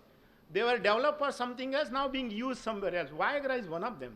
Reduce, reuse, and last but not least, recycle engineering. Recycle engineering will be the theme of future for all scientists and engineers. What does it mean? Government policy matters, even in recycle engineering. And I will tell you that. So that means you have to incentivize. And I will tell you one example, good example. That is why there is so much of plastic pollution and single-use plastic. That means government believes unless we ban, people will not stop using plastic. And the carbon footprint increase. Supposing they had said that this plastic pouch, which is used for milk, right? Milk may be 60 rupees per liter. Add 20 rupees on that, refundable. That plastic pouch, housewife is so smart, she does not leave even a drop of it. She will put extra water, shake it 100 times, and then, why? Because she thinks the milk drop is important than the plastic. If there was a barcode on that and 20 rupees, she will keep it separately nicely, okay, and return it and get her 20 rupees back. Because in the recycle of this material, segregation cost 80%. Segregation cost 80%. So why not? And you know that housewife will never throw the newspaper. She always keeps it aside because she knows it has got value. Sometimes she sprinkles water on that to increase the weight. She's smart. And then she sells in the market because her weight hasn't. So why does she think that? Because there is an incentive. Plastic recycling has no incentive. The government policy matters. So sometimes I was felicitated by Maharashtra Pollution Control Board, and the chairman said, "Sir, we are felicitating you." I said, "But your policy is not good." You know what he said? No, we have a policy, 15 rupees for plastic waste. I said, nobody is going to follow that because 15 rupees per kilo, how many bags you have to collect? Instead of that, it was 15 rupees per bag, irrespective of shape, size, weight, thickness, they would have written it. Whether it is a straw, and you know, they say, we have a policy, 50 micron up is allowed. Do you go with a metering gauge and measure 49.5? Okay, I will be fine. So policy, government policy matters, incentive matters everywhere. So this is what I'm talking. It's a practical policy because commoners are going to use it. Yeah, our friend, she is come. Shishir, you are no plastic and no plastic. This is what I'm telling people. Okay, I'm not using your word. So what I'm trying to tell you that we have circular economy, systems engineering approach, everything. So in this case, everything which is co-product, byproduct is used. So carbon dioxide, waste biomass, plastic, municipal solid waste, we can have all sorts of things. And this is where one of the themes that green hydrogen is going to matter in the future. And I'm going to show you something. Now hydrogen is colorless, but it has 7 different colors. These are the colors, you can see that, 7 different. Brown, gray, blue, so-called tortoise hydrogen, which is the pyrolysis of methane, okay, green hydrogen, pink hydrogen, white hydrogen, And that white hydrogen terminology, the Texas guys, the Texas government calls it gold hydrogen. They have a policy called gold hydrogen. It is nothing but this. In this, what is the important part? When you use brown hydrogen, 19 tons of carbon dioxide per ton of hydrogen. When you have the blue hydrogen, it is 90% of the carbon dioxide captured, sequestered. Okay? So you can see that on the right-hand side, where I've marked it with green border, this is what is going to happen. In future, will be only blue hydrogen and green hydrogen. And these numbers are available. So-called International Energy Agency, Hydrogen Council, and Energy Transition, commissions. You can see that these are the published data. The Hydrogen Council in Europe, they are given certain data. So they say this is the percentage of seawood, carbon dioxide, hydrogen, blue or green, and you see that. So what it means that this range varies between 287 to 813. Currently we use about 150 million metric tons of hydrogen. Okay, of that 1/3 is used by refineries, and the other is by other industry. So no matter what you do, hydrogen is required, and it is going to be the savior. So why do I say hydrogen is required? So I call this as a Brahma Vishnu Mahesh. That is solar, wind, and hydrogen. Solar and wind will give me only energy, but hydrogen gives me both material and energy. So hydrogen is a trata, okay? Hydrogen is a savior. So, and I give it as the prime Devas. Devas is a Sanskrit word meaning deity, God.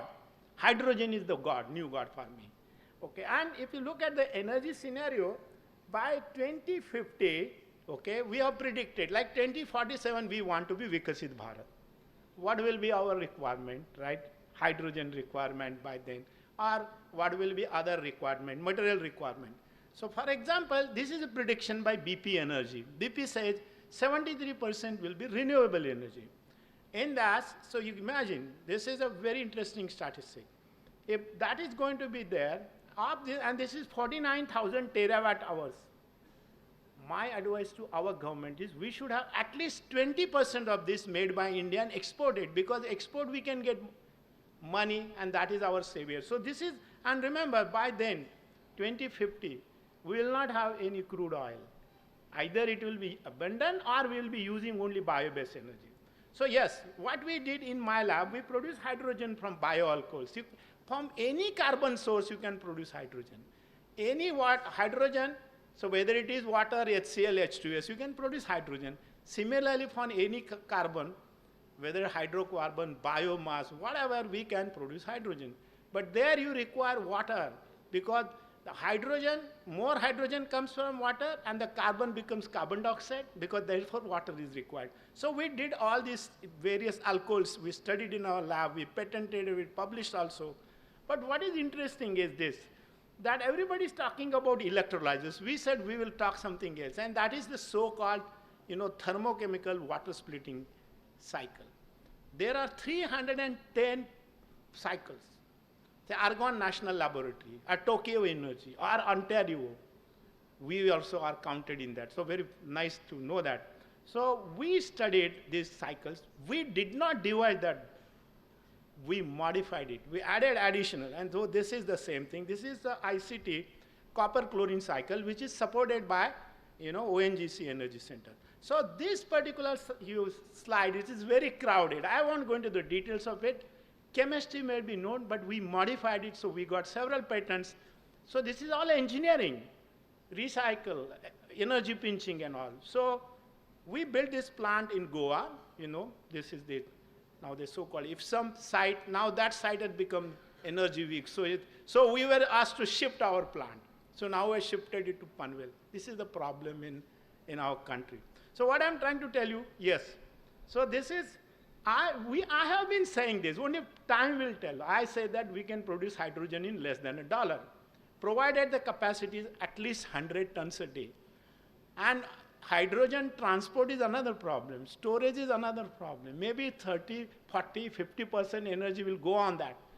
But what is important is if you have high scale, 100 tons, 125 tons, where are the industry? That means refinery will be my first target. Then it will be steel industry. Then it will be fertilizer industry, where hydrogen is produced on site and used also. So this is another interesting part. You know, Department of Energy, USA, this is done by Joe Biden. He said we'll have this 1-1-1 policy. That is 1 kilo hydrogen in $1 in 1 decade. That date is 2031. Why? What is the meaning of that? Means cost of green hydrogen is not less than $6. And he is giving $3 incentive. So I told our power ministry, we should also do something for India. Of course, they adopted little later. Now we are giving 50 rupees, 40 rupees, 30 rupees. That is what the power ministry did. And the reason is that, and this 1-1-1 has an interesting, connotation. What is that? 1-1-1 in test cricket is Nelson's eye. That means you can get out. If you are batting on 1-1-1, you can get out. That is a bad luck. So 1-1-1, I don't know. This is what it is. And currently the gray hydrogen is about $2.5. So people say, can it be 300 rupees, 400 rupees, 500 rupees? Laboratory will be maybe 1,000 rupees a kilo. But when you produce this on a larger scale, yes. So what we did, this is our work in IIChE. So we are combining solar energy with molten salt, which we have patented. We store that energy because solar energy is not available 24/7, maybe 6-7 hours. Then we have this copper chlorine cycle. And so we split water, make hydrogen. That hydrogen we can take it to carbon dioxide, convert to methane, LPG, and we can also go to so-called SAF, Sustainable Aviation Fuel. We can use that oxygen also, okay? So we convert biomass into chemicals and materials. We can use methanol, dimethyl ether, formic acid, all sorts of things can be done. So for example, government talks a lot about this green ammonia, meaning thereby you have hydrogen, green hydrogen, where renewable energy is used, and nitrogen either, pressure swing absorption or cryogenic separation, which is costly, but that will give me green ammonia. And wherever hydrogen is used, I can use ammonia. I can burn ammonia. I can run turbines. I can use boilers. I can use fuel cells. The only problem is that if you use ammonia as a fuel, then NOx. It has to be split at the site and make nitrogen. Hydrogen and nitrogen. And that nitrogen has to be recycled because it is expensive. So that is it. So we compared our hydrogen cycle, production cycle, with all other things. You can see that the last one is mine, ICT, OEC, ONGC Energy Center, and my partner. So we did this. And this technology was named in Rajya Sabha by Nitin Gadkari ji. He had seen our plant, and so he mentioned this by name. So what we decided, we should develop technology. So we said we will have integrated technology, okay? So what is that? First is carbon dioxide into methane and higher hydrocarbons. We have got patents on this. So we can, we can make hydrogenated methane, so-called SNG. Okay, you can increase the calorific value of that natural gas. And so we can have this. And we have expression of interest from 3 companies. We similarly did dimethyl ether. Dimethyl ether, CO2 to dimethyl ether. This is Godavari biorefinery.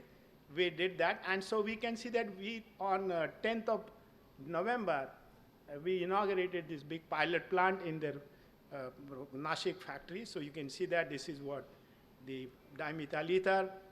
And so this was publicized very lightly by Godavari. Of course, I won't go into the details of the catalyst because that is not important. What is important is methanol, carbon dioxide to methanol. Our future will be on methanol.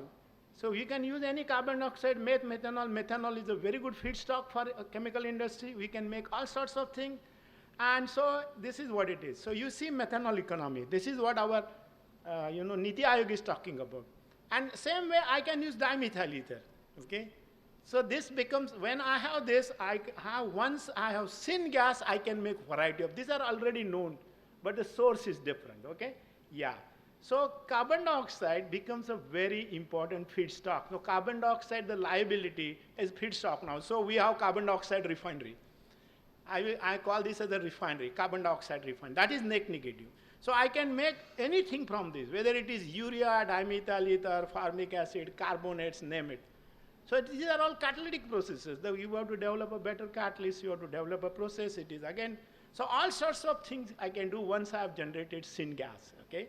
So other calculations we did, how do we compare bioethanol with other things? Because government policy is bioethanol, and yesterday somebody said they can blend it maybe 19%, 20%, 22%. Why are we doing it? Because we want to reduce the import crude oil bill. That is our idea. But is it a good idea scientifically? This is what it is showing. 1 kilo of crude oil gives me 32 megajoules of, this is a typical refinery, of energy plus 0.2 kilo of chemicals. However, if I make biofuel, it gives me only 6 megajoule, or it can give me 0.8 kg. So we did calculations. And so this was based on 97.4 million barrels a day.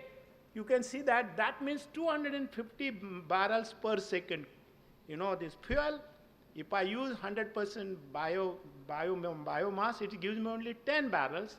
But if I convert that into chemicals, of course, hydrogen and oxygen will be there. It is 320. So what is better?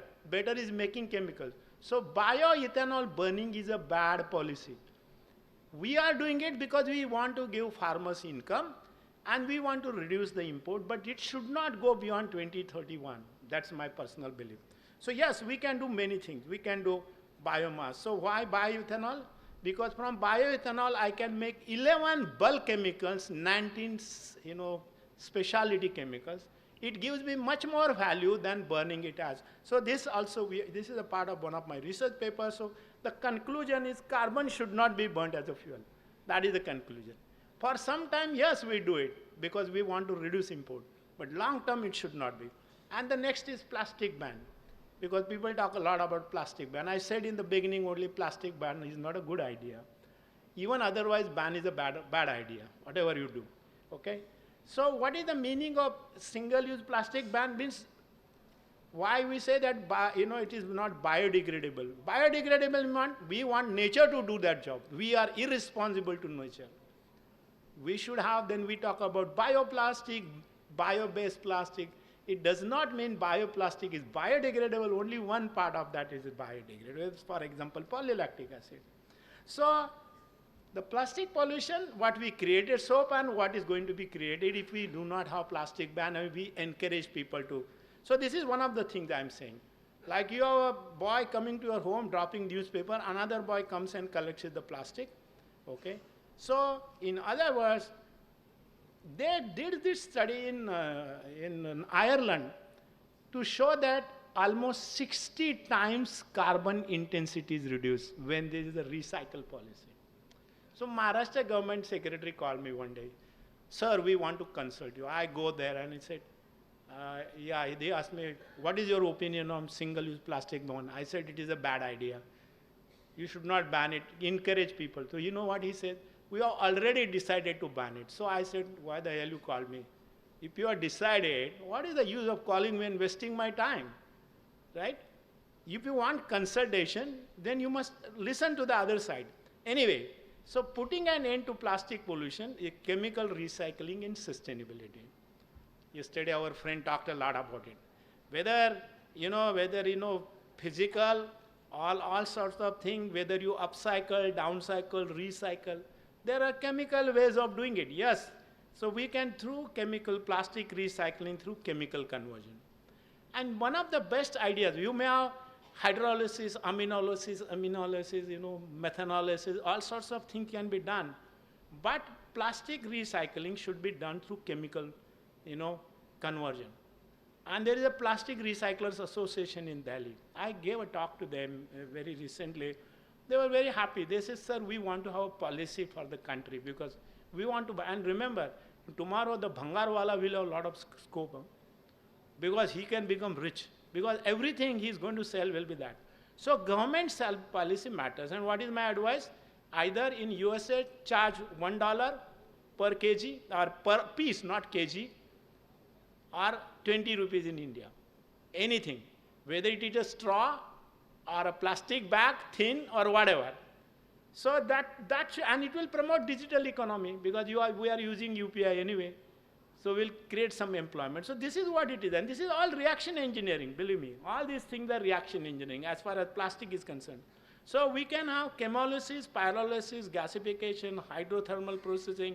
These are the processes which we should use for plastic valorization, waste to value. So we did some work with PET. We did some work with mixed esters also. Part of that we did it in MSU, but other in my lab.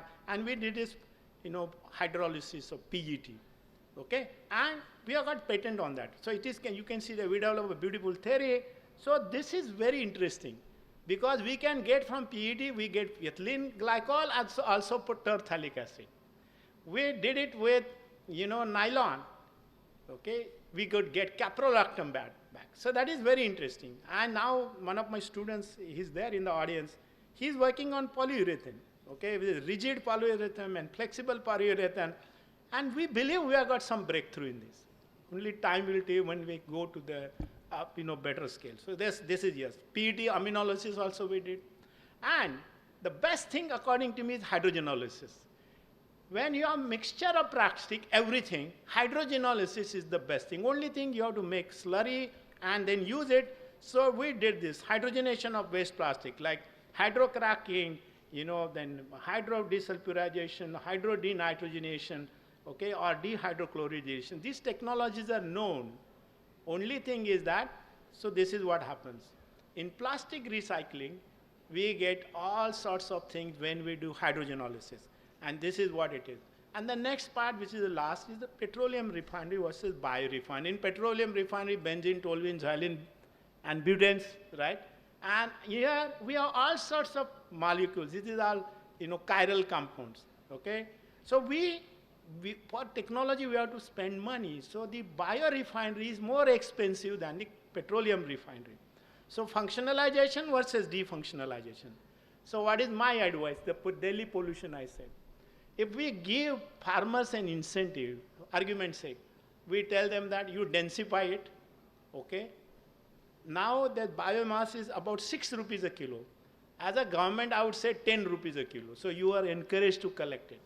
Make pellets and take it to somewhere there is a biorefinery where I can use variety of these things, whether it is aminolysis, biolysis, hydrogenation, whatever. If that is the case, so like we have sugar factories, cooperative sugar factories, I will have cooperative kachra factory, okay? That is agri-waste factories, where farmers are encouraged to return it, so there is no pollution, we get valuable resource, and so then if that is the case, going to Delhi by air will be pleasant. I hope so, okay? So in other words, in the so-called integrated biorefinery, because we have cellulose, hemicellulose, lignin, normally these sugar factory wallas burn lignin. They generate cogen, they call cogen. No, not a good idea. Yes, you have renewable energy there. Don't use carbon for energy, but make use of this lignin for making chemicals. And variety of chemicals can be made. Same is the case with cellulose.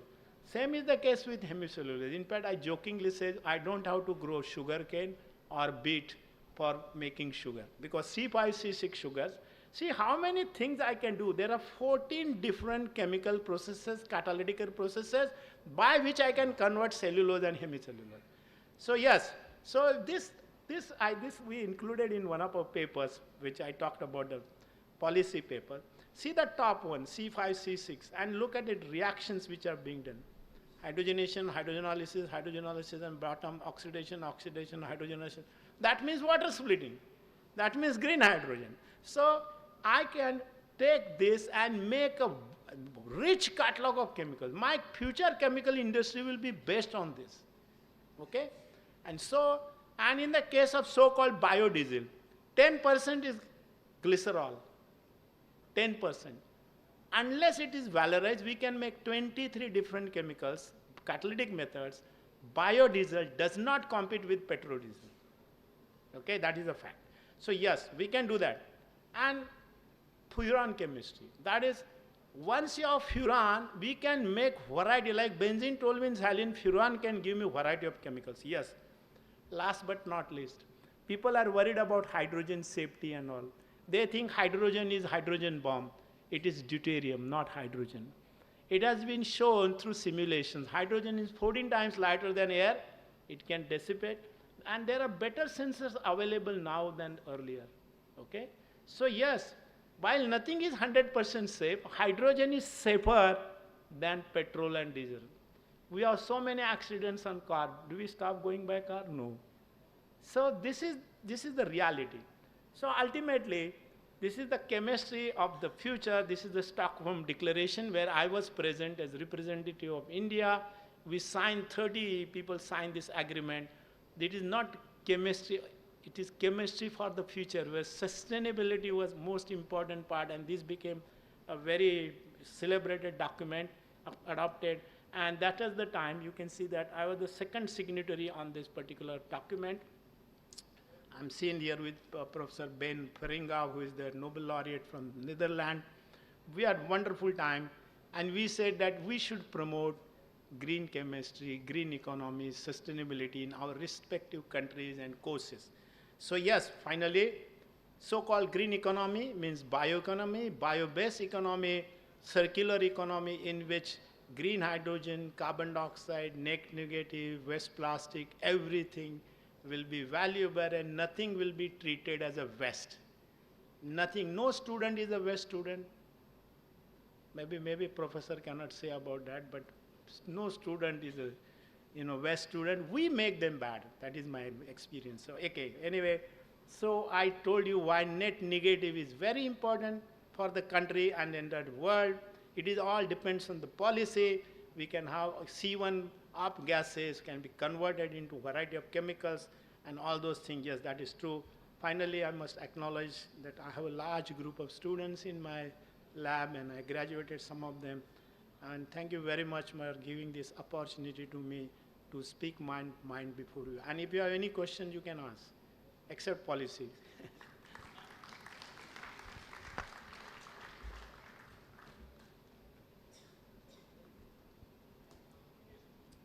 Yeah, somebody has a question? Okay. Thank you, sir. Really, thank you so much, Professor, for making us think of negative. It's awesome. I have two questions. The first question is around green hydrogen, and especially when I really start thinking about negative. So, well, we are planning to make that carbon into negative. Are we going to end up making some other important constituent into abnormal level? Especially, at least my understanding, the ultimate use cases, whether it is green hydrogen or any type of hydrogen, again, it will end up in some kind of combustion process. So there, thermal NOx is a challenge what I could read through some literature. If I'm wrong, please correct me. So if that is the true concern, so again, green hydrogen after combustion, it emits huge NOx.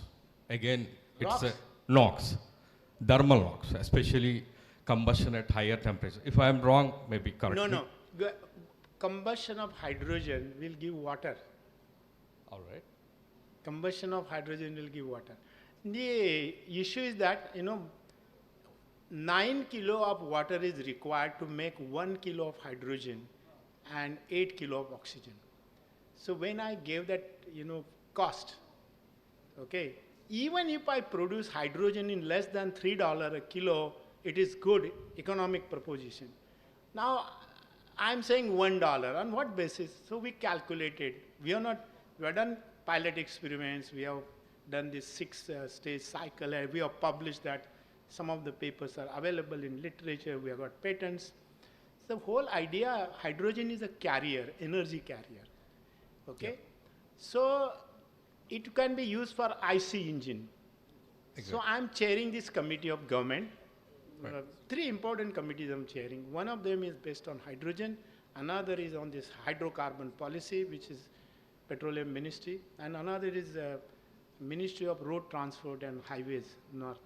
So there we are testing hydrogen-driven IC engines. Because see, the issue is whether we should have EV or hydrogen, okay, as a vehicle.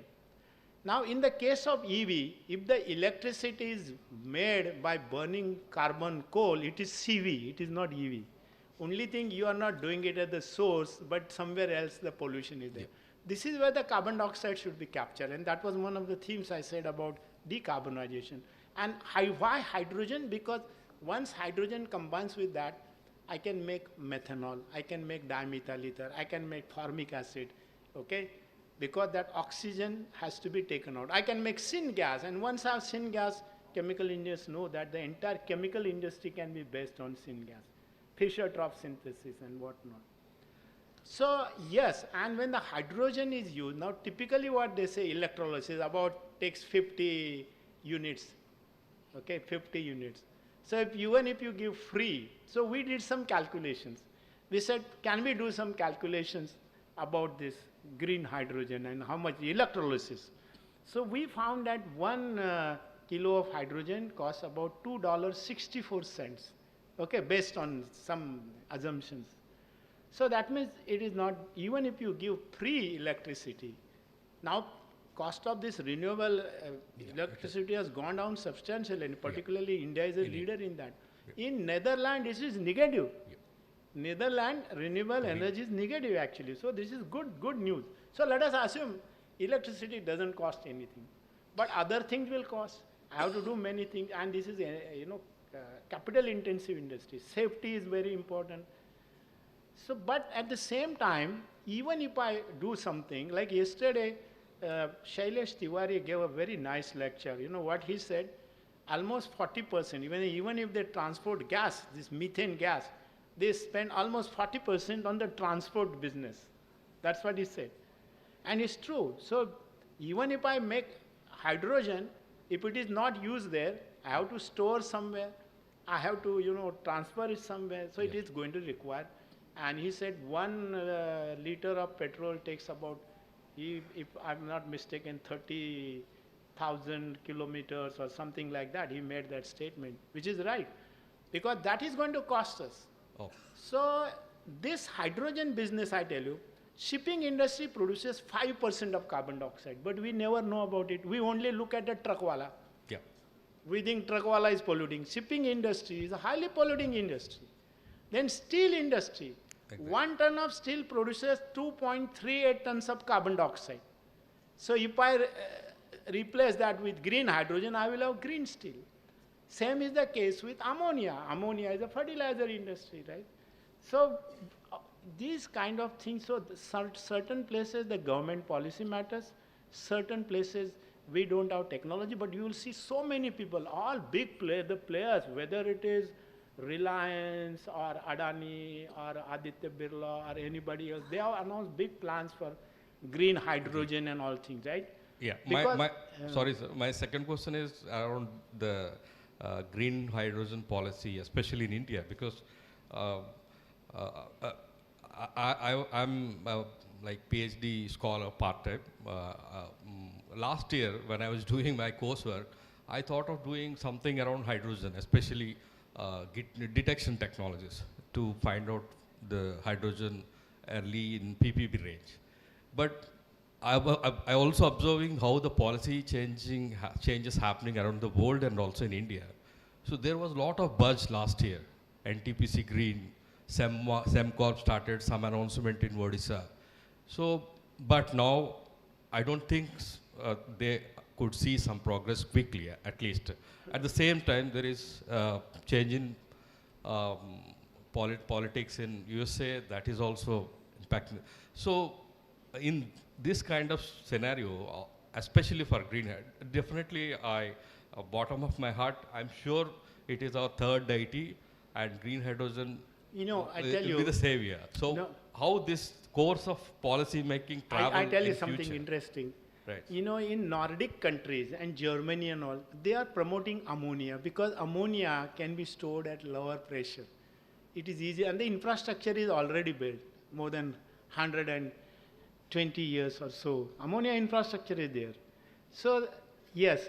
So, the other interesting part is, we have planned for 5 million metric tons by 2030, right? Germany has planned 10 million metric tons. And Germany is saying, can you export hydrogen from India? Now, Australia also wants us to do that. we have a committee, Indo-US Committee on Hydrogen. I'm a member of that committee. They are also saying, without violating your IP, can we suggest something? We had 2 meetings actually, but this year there was no meeting. But Indo-German, yes, we had a meeting. And we believe across the world, policy is going to decide who will be the leader. And we have to take the first step. See, we are talking about 500 gigawatt of energy by 2030. Why not 700? Why not 900? We are also talking about net zero, like Indian Oil has said some 2046 or something like that. Reliance says 2035. BPCL has some new 2038, yours?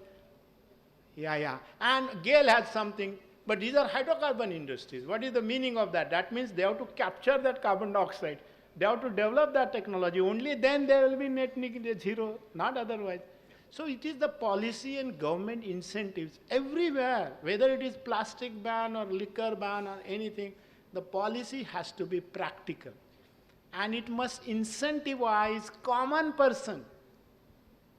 It has to incentivize common person so that he will be a participant in this grand design which we are talking about, and will be 167 crore people in 2047. Right. So our policy must be conducive to all this adoption of new technology, people becoming responsible toward environment and all those things. So I think I'm hopeful, I'm very hopeful. I'm not a negative person. I'm highly positive. I think chemical engineers, smarter than all of us, tomorrow's chemical engineers, they can use AI. AI does not mean replacement of manufacturing. It is smart way of doing things. You do it faster because you have huge quantity of data. That data has to be analyzed and then used to make the policy. Okay, so yes, it will be, tomorrow will be better than today. Thank you so much, Professor. Thanks for your precious time. Yes, so we are running time, so people can discuss with sir when sir is available. So you come. I'm done, right? They have to come up. I request Professor K.C. Rao to come on the stage. And I request Professor G.D. Yadav to felicitate him on behalf of IIChE.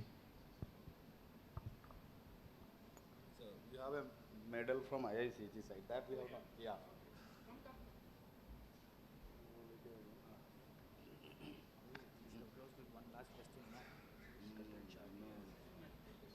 This fellow was asking that.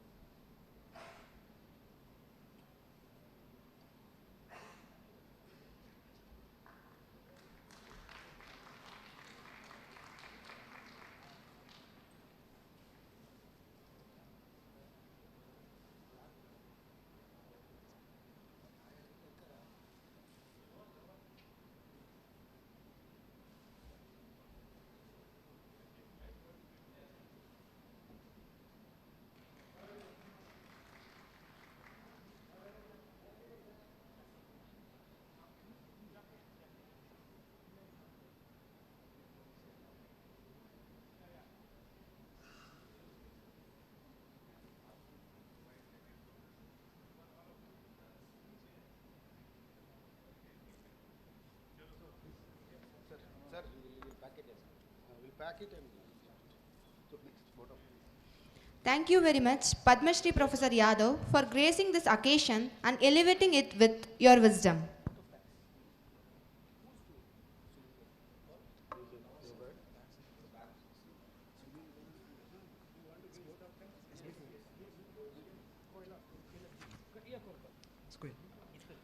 I now invite Professor S.B. Koila, Honorary Secretary, IIChE, to propose the vote of thanks.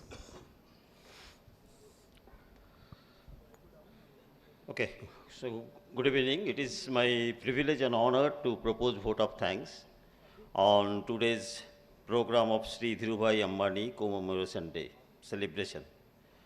So, at first, we would pay our heartfelt gratitude to Professor Devang Bipin Khakkar for accepting our invitation as today's orator of this Dhirubhai Ambani Commemoration Day. Thank you, sir, for giving your valuable time. Our sincere thanks to Sri K.C. Rao ji for giving a slot of time from his busiest schedule. And we would thank Professor Jadhav sir because we are actually seeing him as our guardian. Whenever we are facing any problem, any confusion come, always we go to him, and he's giving the feasible solution all the time. So thank you, sir.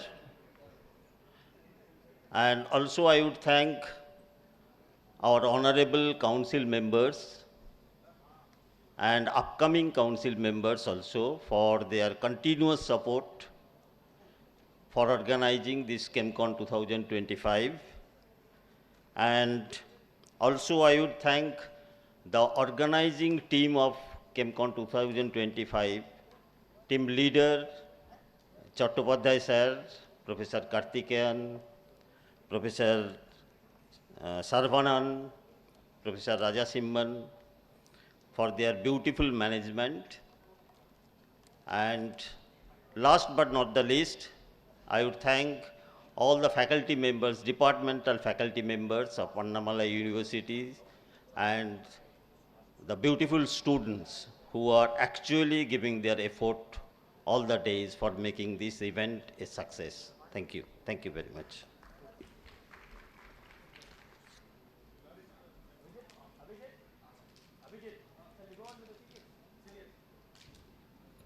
That was lovely. So now, ladies and gentlemen, we shall move on with the lectures.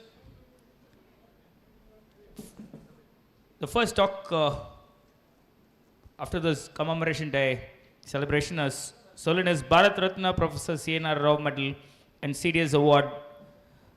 And the speaker of the day is Dr. U. Kamachi Mudali, Vice Chancellor, HBNI Mumbai.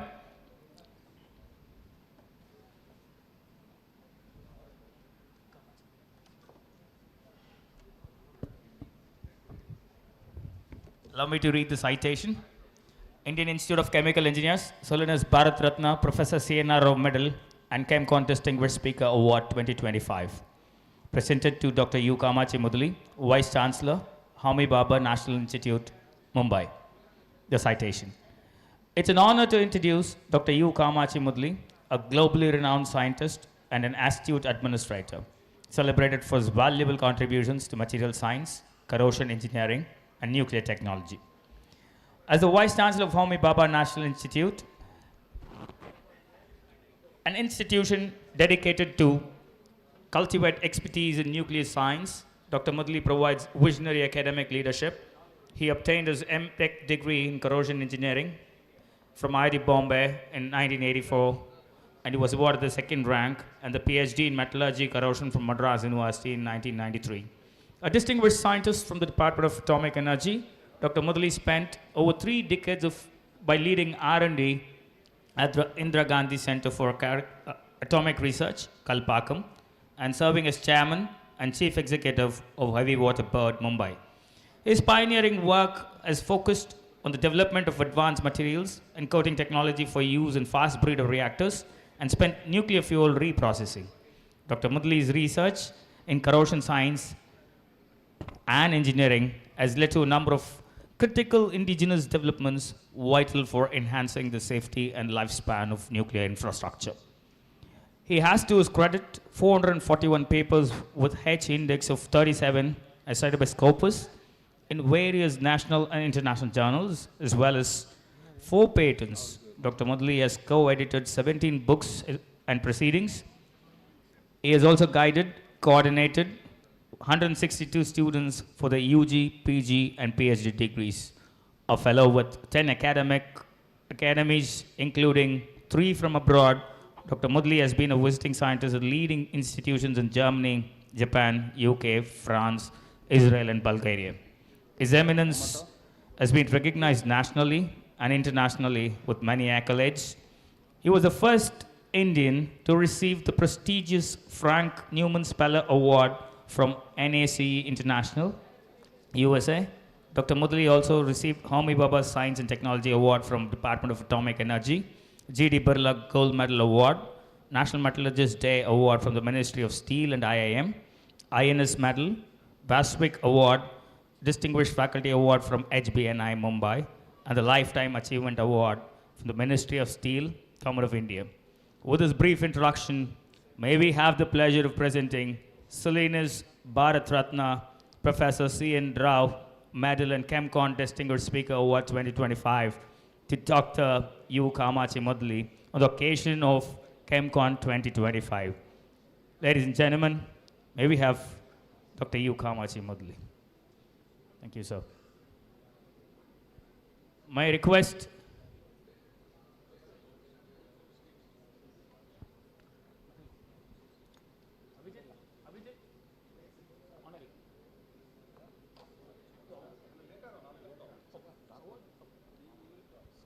I request sir to go on with the presentation.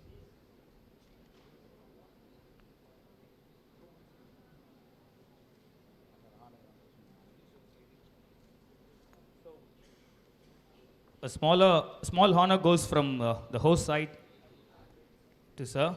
I request the organizing secretary of CHEMCON 2025 to honor him with a shawl and a memento.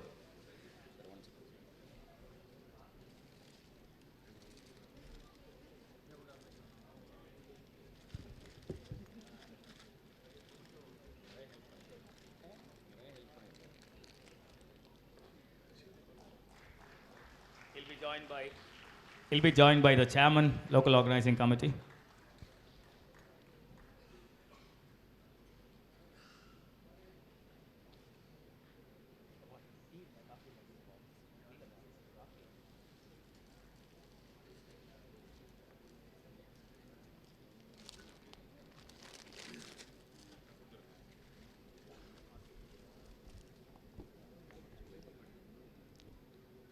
Very good morning. I would like to thank first the organizing committee, the chairman, and the council of IIChE for honoring me with this Bharat Ratna Professor C.N.R. Rao Medal and CDS Award lecture. And I have chosen the topic of critical minerals and materials today, which is a hot topic that is not only in the country, our country, but also in the whole world, as every country is now trying to identify which are all the critical materials and minerals that are required for the progress of industry in their country, and they are trying to look for ways and means by which they can manage such minerals and materials for the advanced technology, particularly for the energy technologies. And definitely chemical engineering and the role of chemical engineers is going to be significantly high as the days are going to move on. And I thought that I will give a presentation on this in honor of this lecture, Solenis Bharat Ratna Professor C.N.R. Rao Medal and the CHEMCON Distinguished Speaker lecture. India is now fourth ranked economy in the world.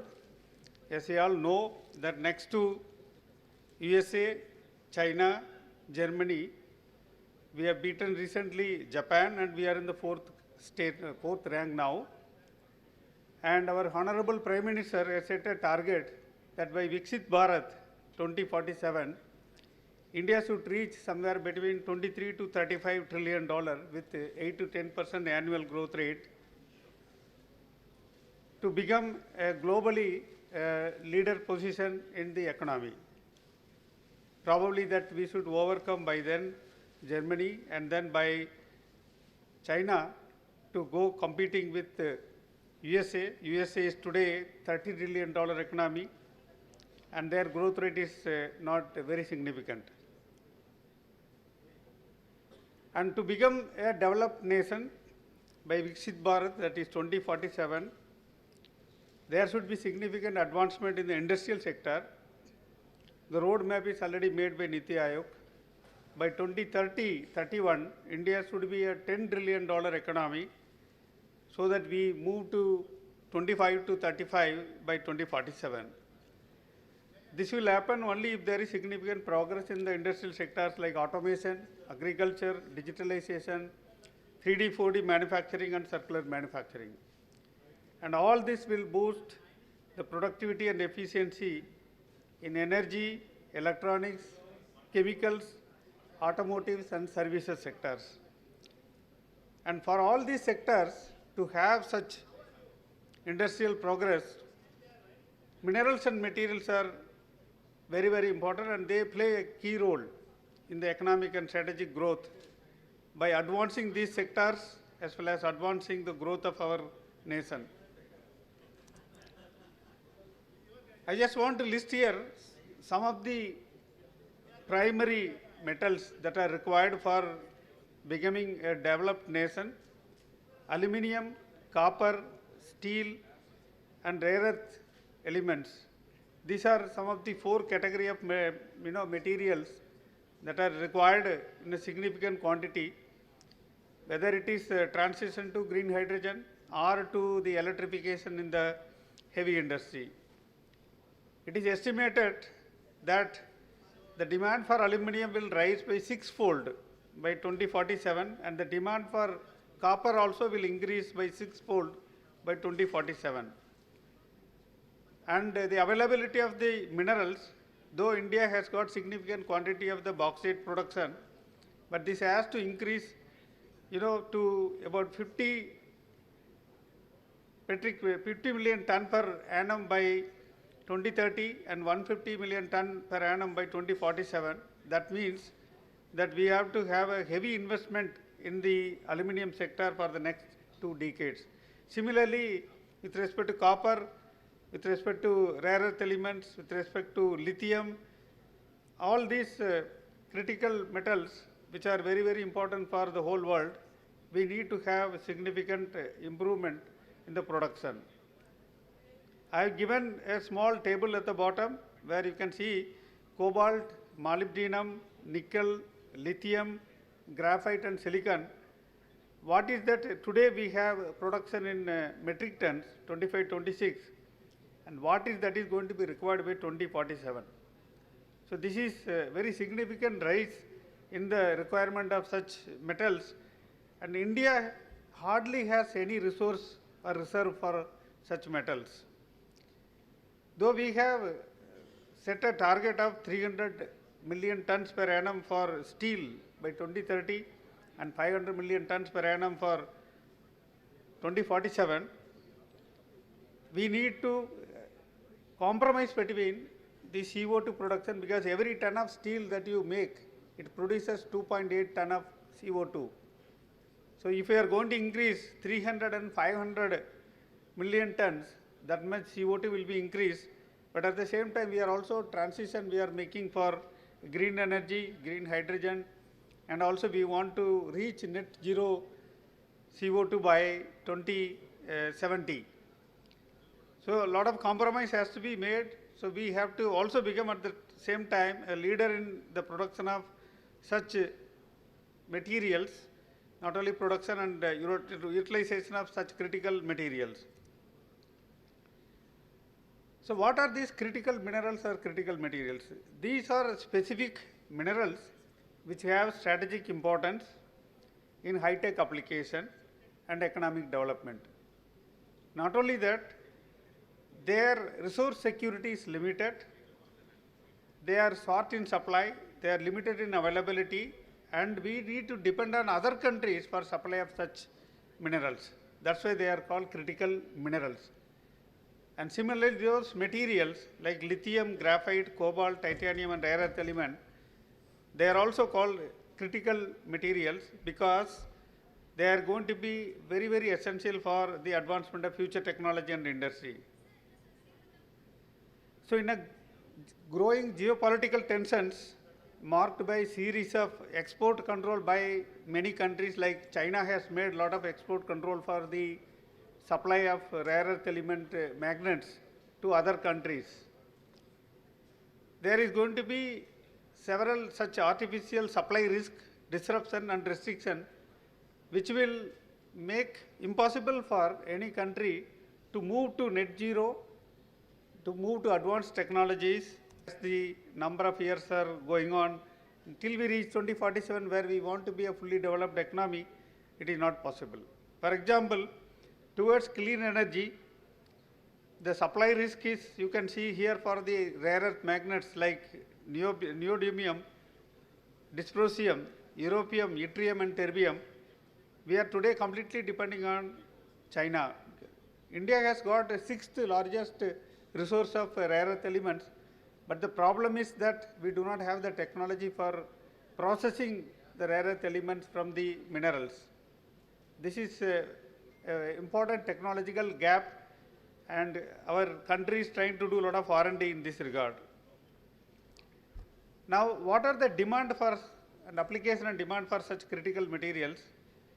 If you look at for the solar PV, last 3-year data I have given, the increase in the solar PV is significant and it is moving towards now 600 gigawatt. The wind energy is moving toward 120 gigawatt. This is the data is for India. And the electric cars, we are also now having a very big target set, and this is also going to rise by 26% by 2024, and then 2025 it is further increasing towards that purpose. Battery storage is another energy storage devices, systems that we need. There is a phenomenal increase in the requirement. But all these solar PV, wind, electric cars and battery storage, they need certain critical materials which are very, very essential for making the components. For example, for solar energy, we need silicon, tellurium, indium and gallium for the production of photovoltaic cells used in the solar panels. For wind energy, we need rare earth elements like dysprosium and neodymium, which are used in permanent magnets in wind turbines. For electric vehicles, lithium, nickel and cobalt, they are required as key material for lithium-ion batteries. For energy storage, lithium-ion batteries, particularly depending on the lithium, cobalt and nickel. Now, if you see here, I have given a requirement of these metals in thousands of metric tons against the year. From 2018, when this revolution started for all this, to 2030, if you look at, there is a phenomenal increase in the requirement of copper, aluminium, graphite, nickel, cobalt, lithium and manganese. Except aluminium, India is not producing any one of the other metals in our country. We do not have big resources. Today, if you ask me how we are managing, if you look at all these metals, except manganese, which is only 50% imported, you will see almost all of them 100% imported from other countries. And in that countries, if you look at imported from, China is the dominant partner. China is the country which supplies all these metals that are required for batteries, which are required for the paints, chemicals, ceramics, semiconductors, fiber optics, electronics, aerospace, defense, and several other sectors. You need all these metals, and 100% we are depending on the import from other countries, particularly from China. Now, these critical metals are not only for India, for several other countries. Each country has its own list of critical materials and minerals. For example, for United States of America, they identified 50 minerals which are critical because they don't have the research, they don't have the technology, and everything they are purchasing from other countries. The European Union 30 minerals, Japan 31 minerals, Canada 31 minerals, Australia 24 minerals, China 24 minerals. Even China has to depend on other countries for 24 minerals. And India, for India, in 2023, the Government of India, Ministry of Mines identified 30 minerals. I have given the list here. It includes from antimony to cadmium. You can see several technological materials that are required for advancement of technology. We need this critical material from other countries, 30 of them. So in view of this, Government of India has set up a national critical mineral mission with an aim, objective to secure India's critical mineral supply chain, foster self-reliance and develop indigenous technologies for the extraction, processing and recycling of strategic materials. Not only the extraction of the mineral from the mineral and processing them for making the metals and alloys, but also recycling already used, already failed, already not in service components in order to get these strategic materials. So there are 7 different objectives by this critical mineral mission. Government of India has very thought-provokingly, they have laid these 7 objectives so that our country will take all steps to see that these 30 minerals are available, and we are progressing as we are planning for the 2047 Viksit Bharat. In order to have this critical mineral materials for our country, there should be a critical mineral strategy. The minerals are the source, the ores of the metals that we will get, and from the metals we make the alloys and products. So this is the entire value chain from the exploration to production and recycling and then circular economy. The minerals, as you all know, from number 1, we get from upstream exploration. After exploration, we do the mining and do the extraction. And then the midstream processing, refining and metallurgy is done. Then we go for the circular economy where the used metals, used products and components, they are being recovered, they are being recycled for reuse. And then finally the downstream component manufacturing and for clean digital and advanced technology production. For example, if you take the rare earth element sector alone, India is very, very weak in the upstream segment, and the midstream segment, we are doing something, processing and refining of RE concentrates and oxides.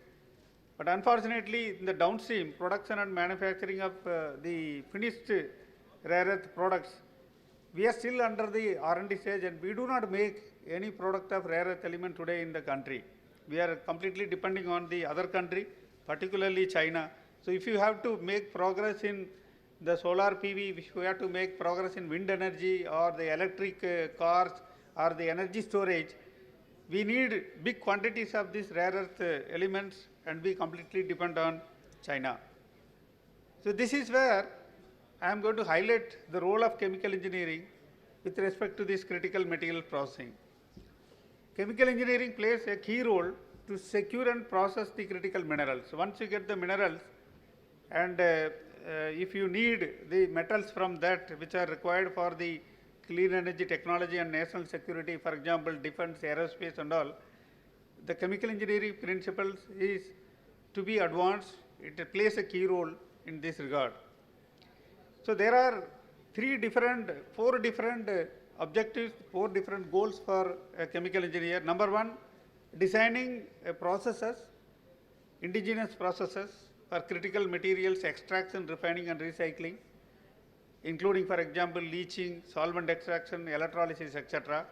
Second is developing new and sustainable materials by applying the computational modeling simulation principles for clean energy technologies, and then bridging the gap from raw material resources to developing products like batteries and semiconductors, and finally ensuring the supply chain resilience for green and digital economies. Unless this is done by the chemical engineers, by applying the principles of chemical engineering, India cannot reach the 2047 target of the 35 trillion economy and make progress in the industrial sector, where this is an important requirement. So I have identified 5 different areas where the chemical engineering and the chemical engineers can play a big role. That is extraction and processing, separation technologies, electrometallurgy, recycling technologies, and new materials design. For example, I am giving a general flow sheet here for exploration, mining and processing of critical minerals to produce various materials and products. After mining, the concentration of all the minerals will be done by comminution and beneficiation, where definitely chemical engineering principle and chemical engineers play a big role. Then these concentrates are being processed and refined, where both chemical engineers and metallurgical engineers both play a big role. The pyrometallurgical and hydrometallurgical principles and the techniques are widely used in order to get pure metal and compound. And these pure metal and compound, we try to use specific processes for making the final product. So these are the 4 important steps where from exploration to product is done, and where chemical engineers and metallurgical engineers play a very big role. For example, if you look at the cobalt production, cobalt is available as copper cobalt sediment hosted deposits, and we mine these deposits, and then we make a copper cobalt sulfate mineral, and these minerals are mixed and then made into comminution and beneficiation. They are made into processing using acid leaching and solvent extraction to make cobalt rich raffinate. And these cobalt rich raffinates are purified by removing iron, aluminum, copper and manganese by filtration, precipitation of cobalt hydroxide, and then we make a cobalt hydroxide.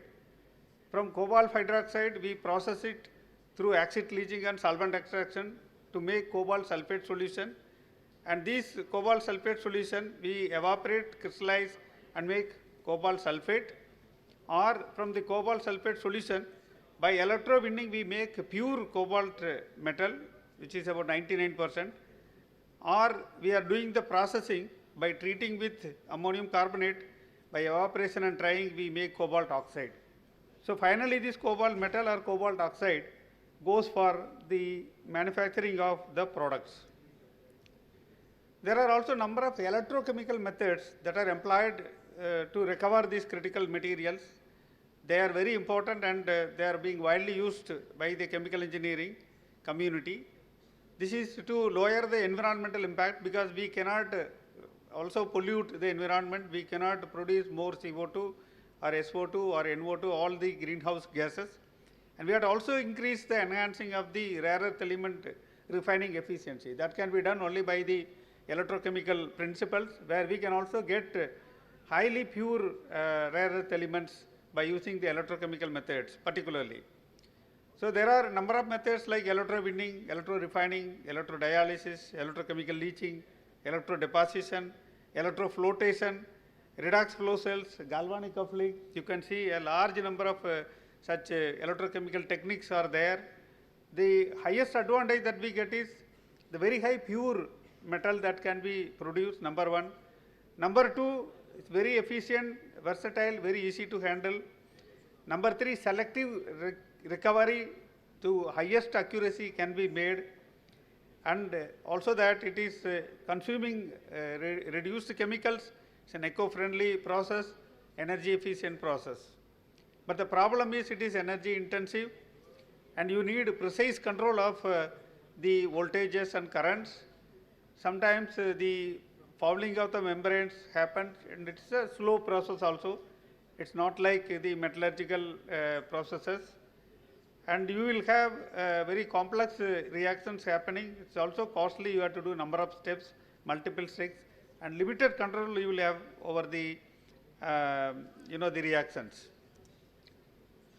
But today, if you look at from the primary metal or to the secondary metal waste processing, the electrochemical approaches either by pulse current voltage or electrodeposition or electrowinning and electrorefining or electrodeposition and supercritical fluids is being widely used for various purposes, and this helps in treating the electronic waste, reuse of metals in electronics, metal recovery, leaching of metal ions, and collection and pre-treatment. And electrochemical techniques also can be combined in situ with solvent extraction, membrane separation, and the electrochemical separation with biosorption, and also with electrochemical reduction and extraction. A number of processes can be evolved using conventional fluids and ionic liquids, and I do not go into the detail. you can get into the literature where you can find the advantages of using the combination of electrochemical with the conventional chemical engineering processes. Today everyone talks about circular economy. Instead of take it, use it and throw it, linear economy. Today after use, people want to recycle, redesign, refabricate and reuse it. So that is what is called circular economy or recycling technologies. This is also very important to recover the critical materials, and chemical engineering plays a major role. It has been estimated that about 110 metals can be recovered from the tailings, mining byproducts and factory scrap. And particularly India has got a large quantity of historic mining tailings which are available, which has a very significant quantity of zinc, rare earth elements, cobalt and lithium. And this has been, so there has been a target set by Government of India now that from 2024-25 to 2030-31, 4 lakh tons of such metals from the tailings, historic tailings, has to be recovered, and the National Critical Minerals Mission is already laid out an incentive scheme for that. And government also scrapped the customs duty on 25 critical minerals that are unavailable domestically, and this can, facilitate the growth of the recycling industry. For example, after the recovery of making of the iron, if you look at this chart shows for each primary metal, iron, aluminium, titanium, magnesium, lithium, rare earth, tin, copper and nickel, zinc and lead.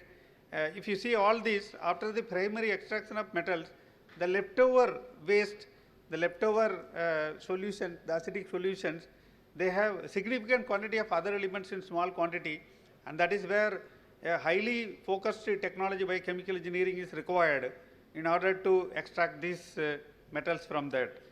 Hydrometallurgy has been used significantly towards that, and hydrometallurgy can be made a sustainable approach by following these 12 principles by the chemical engineering. One is by regenerating the reagents, second is using closed water loops, third is preventing the waste that is formed, fourth is maximizing the mass, energy, time and space efficiency, fifth is integrate the materials and energy flows, and then sixth is safely dispose of the potentially harmful elements, decrease the activation energy, electrify processes where possible so that the electrochemical process can be clubbed with hydrometallurgy, use benign chemicals, the green chemicals, reduce the chemical diversity, implement real-time analysis and digital control, and finally combine circular hydrometallurgy with zero waste mining. If all these 12 principles are applied, there will be a sustainable approach to hydrometallurgy, and the circular economy principle can be easily applicable. For example, I am giving a typical flow sheet on the other side, that is a conventional sulfuric acid based flow sheet for battery grade cobalt nickel production. So if you take the cobalt nickel concentrate, after leaching, neutralization, remove the iron, then you go for the precipitation, dissolution, neutralization and the solvent extract process for removal of calcium, zinc, manganese and magnesium, and finally you get cobalt and nickel, which can be separated to accurately, purely using the electrowinning process. So you can get battery grade cobalt and nickel. This is the conventional process, this is being used, and you require many chemicals that are conventional, and this is involving also developing huge waste and things like that. Now what is being proposed, next generation circular hydrometallurgical flow sheet by the chemical engineering for producing the same battery grade cobalt nickel production. The same thing that every step you can see here, after iron removal, you have to go for the recirculation, and then you will get copper removed, iron removed, then you go for cobalt and nickel direct recovery through nickel reduction by cobalt reduction, you will get the pure metal after solvent extraction. So the principle, the 12 principles that apply to sustainable approach for hydrometallurgy helps today to follow the circular metallurgical, circular economy processes in producing clean metals, pure metals accurately. I also want to give another example to recover metals from the coal ganges. The coal gange is a bulk industrial solid waste after coal mining and washing process, which is done by an acidic process environment, and this is being widely used in almost all the mineral industry. Now they are considered a potentially a hazardous material, but what not known is that they are also a resource for valuable critical metals. And it has been found that they are having significant resources for aluminum, lithium, gallium and rare earth elements. And a flow sheet has been already established that how one can do this processing of coal gangue to extract the critical metals, and it underscores also that we should develop advanced extraction technologies which is tailored for particular mineralogical characteristics of the element by the chemical engineer, and the number of elements that are present from lithium to lanthanum is shown in the bar chart, and their ability to be leached with this process that I have mentioned there. So there is a lot of scope for making advanced extraction technique, and the coal mining and washing leaves very large quantity of coal gangue which can be processed for critical metals. Now the other important thing is chemical engineering approach to recover rare earth elements from the acid mine drainage. Mining is done the whole country. There are several mining sites where the acid mining drainage is just kept collected, and treatment of this sludge is highly required today in order to collect the very low quantity of the rare earth element that is present along with other higher levels of impurities. So this process involves acid leaching, oxidation and precipitation, solvent extraction, oxalic acid precipitation, roasting and washing. So definitely that experiments are going on, and these REs can be selectively recovered through a specific pH region, but this has to be necessarily studied through several trial and error experiment processes, and it has been found finally that a two-stage stripping process with hydrochloric acid, which further purifies this RE-rich solution that we obtained in the previous step, and we can have we can produce a highly purity RE oxide product. And it has been found that the recovery of a mixed rare earth concentrate with 80% purity by weight from the sludge that is generated during the acid mine drainage treatment is possible. This is the flow sheet that is used in the industry. The acid treatment sludge is taken for leaching, oxidation, precipitation, then the solvent extraction for rare earth elements using 0.5 molar DEFA, and then we get an aqueous and organic phase.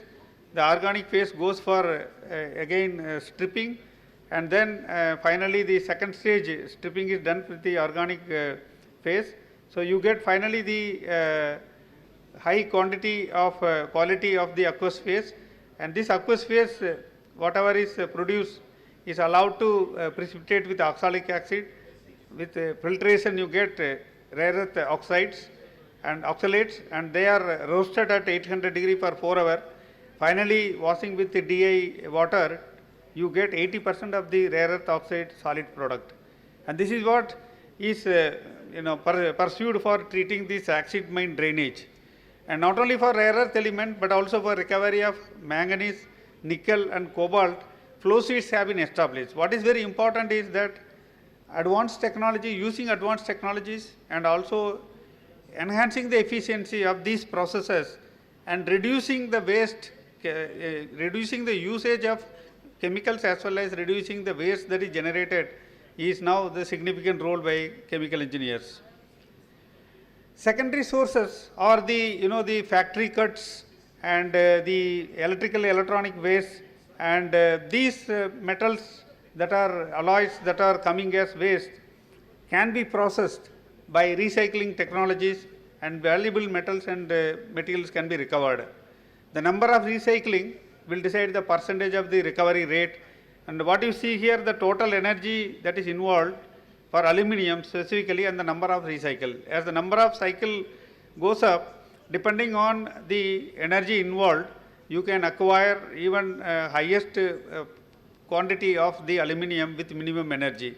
Similarly, I have shown for the supply from recycling rate, the highest number is for aluminum, then for iron and steel, nickel, copper, zinc and lead. I am giving a case study of recovery of cobalt and nickel from the Midani alloy scrap. Midani, the Hyderabad, generated high quantity of super alloy and other alloy scrap, and this was, lab scale recycling technology was given for treating this waste through hydro and pyrometallurgical process by chemical engineers at BRC, and the bench scale technology was established at the heavy water board facility at Managuru.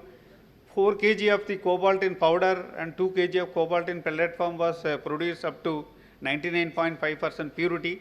Now, based on this technology, advanced technology, a pilot scale facility of 10 metric ton per annum cobalt and 22.5 metric ton of nickel is being set up. So, this is the flow sheet here. The feed scrap from Midani is put into leaching and iron precipitation is carried out. And after the removal of iron, the solvent extraction and thermal decomposition followed by the receipt of the metal and powder, the metal is supplied as pellet and the powder is supplied in its own form. E-waste is a big source of the critical material. India produces third largest e-waste in the world after China and US. The whole world is producing 62 million metric ton of e-waste in 2022. And it has been estimated from this 62 million metric ton, US $91 billion can be recovered if we are going to treat this e-waste. And this contains about 1% of rare earth element also. And India produced, in 23-24, 1.85 million, that is 18 lakh tons of the e-waste, which is 1.3 kg waste per capita. And only 43% was processed from this 1.85 million metric ton, and about 57%, that is 9,90,000 metric ton remained unprocessed in the country, which is a very big resource for the valuable metals. And it has been estimated like 1 million cell phones will contain 24 kg gold, 16,000 kg of copper, 350 kg of silver and 14 kg of palladium. 75% of cobalt can be recovered by using advanced recycling, but only 30% is recovered from this. If you think just 10 lakh of cell phone contains this, there are billions and billions of such electronic products are there, and we should recover all these, the metals, valuable metals in these used electrical and electronic items. India now lacks number of recyclers. We only have unauthorized sector where it is done in a very limited way. Though government encourages a lot of R&D in this, lot of scope is there for chemical engineers to develop recycling technology. This urban mining, what is called urban mining, that is because what we do, the conventional mining where oxide, the mineral is taken, or nitride or carbide, the compounds are taken, we process by the chemical and metallurgical process to get the metals. Whereas in urban mining, we are taking the waste metals and alloys. So we are not starting material is not oxide or carbide or nitride, which is very difficult, energy intensive. Whereas in the waste, e-waste, metallic wastes are there. So it is energy less intensive. So recycled metals are, it is estimated 2 to 10 times more energy efficient, and they are less energy intensive and environmental friendly. It has been estimated that global e-waste in 22 is worth of 91 billion, as I told. And today India is the biggest electronics market. India has, it is expected to spend $125 billion by 2030, and a huge input of electronics is going to come in. And India is expected to grow from 1.6 billion in 2023 to 5.1 billion by 2032. All metals, critical metals like gold, copper, silver, aluminum, iron, palladium, many precious metals and rare earth metals can be recovered by smelting, refining and hydrometallurgy. And this is, for example, various electronic devices, and you can see from aluminum to rare earth element, all the elements that are present in each one of them, from the TVs, monitors, cell phones, PCs and hard disk drives, as well as the electrical items like refrigerator, washing machine and air conditioner. And this is what is the rare earth element recovery potential from the e-waste, the permanent magnets or the fluorescent powder or the mixed metal alloy from the batteries, particularly for the batteries, hard disk drives, mobile phones and so on.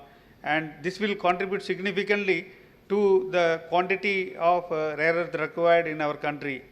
It has been declared by the government. The government has announced an incentive scheme of 1,500 crore for recovery of metals and materials from the recycling of e-waste. For example, you take a PCP, common PCP, there are different elements that are present. Some of them are hazardous, but some of them are metallic metals that can be found extracted. There are successful processes by which copper, palladium, gold, silver, and they can be very easily extracted, they can be collected. And I have given a table where a large number of other elements that can also be recovered from that. Basically, this e-waste recycling, the conventional recycling and advanced recycling, there are two technologies. The conventional one is the direct or the physical mechanical technologies, whereas advanced recycling involves chemical as well as chemical and metallurgical methods, starting from pyrolysis, gasification, combustion, hydrolytic degradation, supercritical depolymerization, pyrometallurgy, hydrometallurgy, biometallurgy, electrometallurgy and vacuum metallurgy. The CMET has evolved a process for recovery of metal from PCP. After the PCP is collected, they can be manually dismantled, depopulated, shredded into smaller pieces, calcinated at high temperature. They can be smelted, made a mass by casting, then that can go for electro refining and hydrometallurgical processes to collect valuable metals like gold and silver. Similarly, with respect to the recovery of gold from mobile phone from the PCPs, the National Metallurgical Lab has evolved a chemical engineering process by which filtration and selective leaching and reaction, cementation and carbon absorption, one can get a pure gold. And it has been done already, such process are used in Japan. Apple, the Apple company, phone company is rolling out a robot which is dismantling every hour 200 old and used waste iPhones, and from that they are now recovering so much metal. Since 2017, the recycled metals are used in the supply chain of the iPhone. That is where the cost has gone down also. There is also a hydrometallurgical process to recover REE from the magnets that has been established by NML Jamshedpur from the hard disk, and this involves also leaching and then the calcination, precipitation and the final solution with hydrofluoric acid to get neodymium fluoride and then neodymium oxide.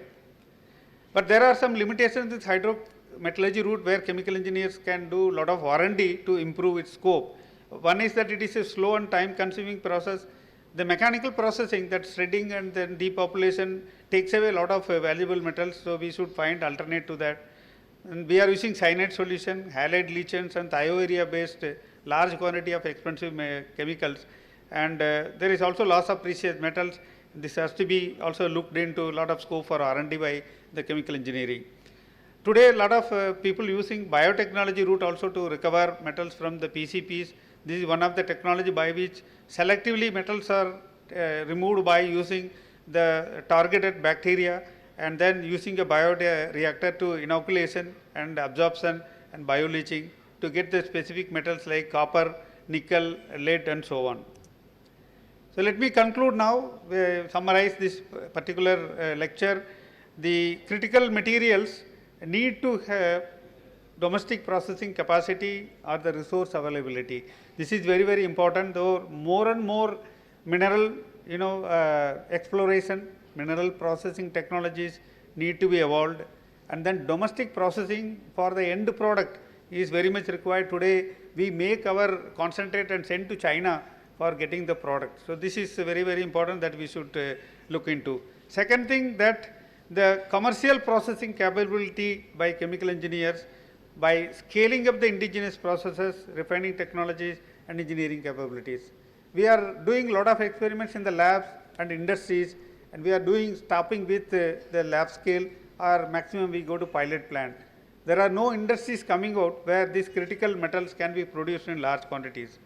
Third one is we should identify the existing gaps and challenges and involve the chemical engineers to provide potential solutions to address them in the minerals to materials and product ecosystem. Funding support definitely by the government of India should be there in order to have an R&D ecosystem which can help to move from lab scale to field and final production, and also to develop human resources in chemical engineering field. Last but not least, that mineral extraction sources like the tailings, the mining byproducts, scraps, end of life batteries and e-waste, this is a very big source where the chemical engineers and the chemical engineering principles can be used efficiently to get the domestic availability of critical materials, and that is what is the message that I want to give it to you today. Critical materials for energy transition and advanced technologies are certainly required for future generation. So when we go to 2047, India should be self-reliant with respect to the availability of the critical materials. Then only we can be a country that can be an advanced India, and we should reach the targeted developed nation by our Honorable Prime Minister. Thank you very much for giving me the opportunity. Thank you very much, sir. May I now call upon the Chairman, National Organizing Committee, to honor and present the award to Professor Kamachi Mudli. Thank you, sir.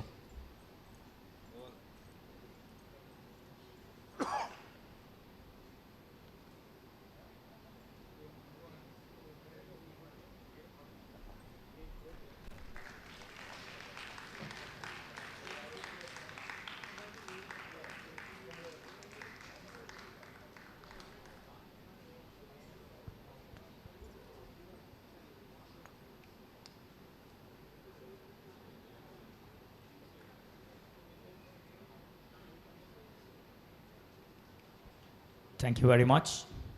We move on to the next serious lecture of the morning session. We have the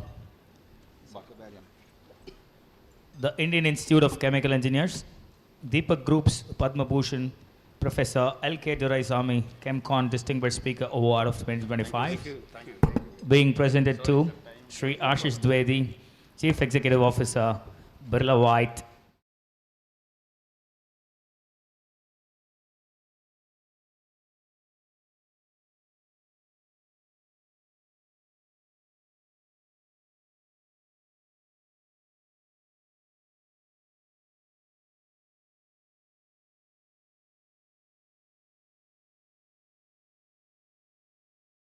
And a Master of Management from IIT Mumbai, Shri Dwivedi's expertise lies in the areas of business strategy, mergers and acquisitions, restructuring, innovation, R&D, and in building specialty chemicals businesses. He also obtained postgraduate diploma in cyber law from National Law School of India University, Bangalore. Shri Dwivedi also spearheaded key corporate functions for chemical, fertilizer, and insulator sector, driving business strategy, innovation, R&D, and business communication. Additionally, he was in charge of upstream salt business. He played a crucial role in group strategic initiatives, notably contributing to major mergers and acquisitions, as well as significant restructuring projects. With this brief introduction, ladies and gentlemen, may we have the pleasure of presenting the Deepak Group's Padma Bhushan, Professor L.K. Duraisamy CHEMCON Distinguished Speaker Award 2025 to Sri Ashish Dwivedi on the occasion of CHEMCON 2025. Before that, your felicitation, local. May I request the Chairman, Local Organizing Committee, to honor Sri Ashish Dwivedi.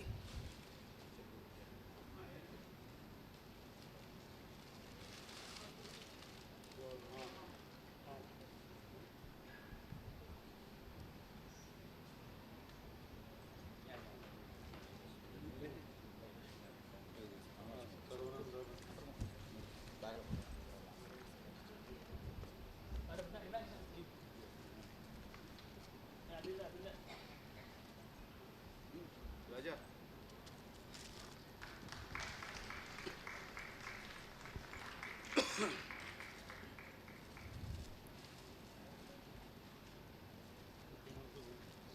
Thank you very much.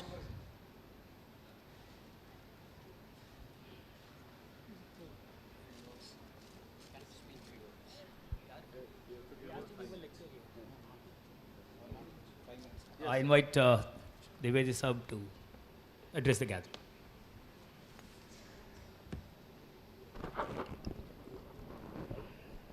Good afternoon. It's tough to stand between lunch. I deliberately chose to not put slides and really bring some provocation in my talk today. And the provocation is largely because we are talking about future. If I could actually mention, first of all, of course, even before we begin, thanks for IIChE and the CHEMCON organizing committee to invite me here, Mr. Chattopadhyay and the team, Abhijit, and they have been very persistent that I came here. I'm so happy to be at Annamalai University to go through these annals of education history of our country. It's outstanding. So very happy to be at Annamalai University.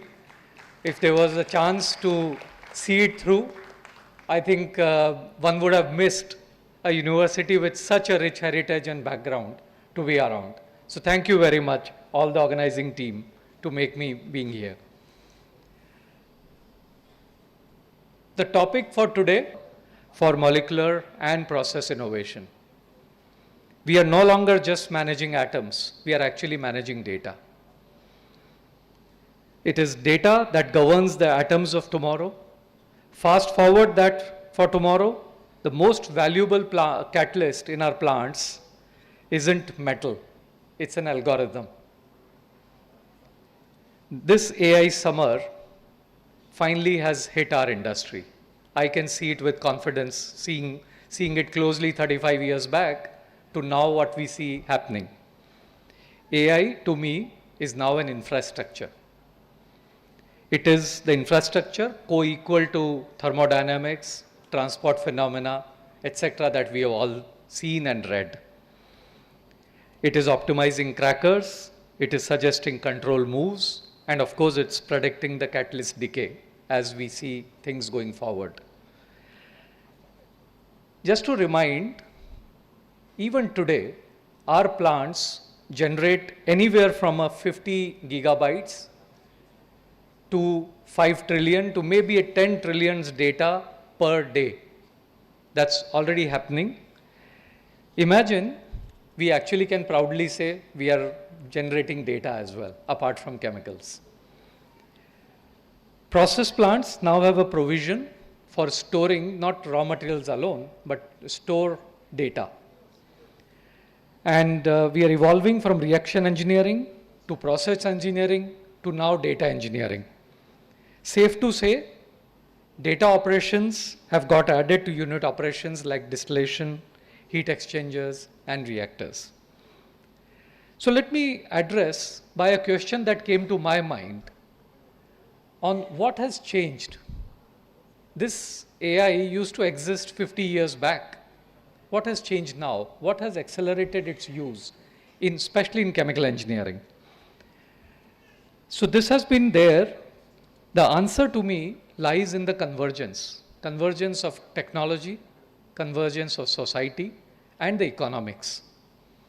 What is really happening, I've tried to capture it in as ABCD of AI.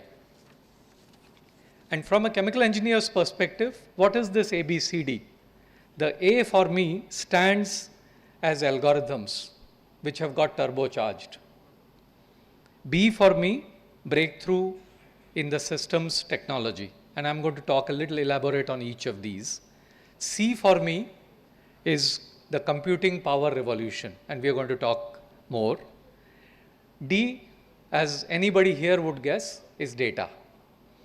So this ABCD combines for me the reason of what is happening in the AI and its adoption as we see times unfolding. Let's go to the number one, the algorithms breakthrough. So there is a significant shift from what was data-based from a rule-based system. Early AI was all expert systems based. It was rule-based. It required engineers to manually code every if-then scenario. These systems could not adapt to the nonlinear, messy real-world dynamics of our chemical industry. Modern AI, through deep learning, they learn directly from raw materials, from raw and unstructured industrial data, like vibrations, acoustics, sensor flows of our chemical plants. It identifies patterns which we as humans cannot do. So that's algorithms, and algorithms are catching more and more in each of these as we see things going forward, because AI itself has now started writing algos, more than humans writing algos. Second one is the breakthrough in systems architecture. What do I mean by that? Slightly computers, but lot chemical. Unlike older models that processed information step by step, the transformers as a new architecture process data, whole entire data sequences simultaneously. That allows AI to understand long-term contracts, especially in complex chemical reactions or multi-step synthesis in our worlds. And that, to me, is a breakthrough in systems architecture where transformers are the ones taking through. The C, I come to after A and B, the C, which is computing power. I need not say, but very briefly, the traditional CPUs are designed for sequential tasks. We all know this. And they were too slow for billions of parallel calculations required for AI.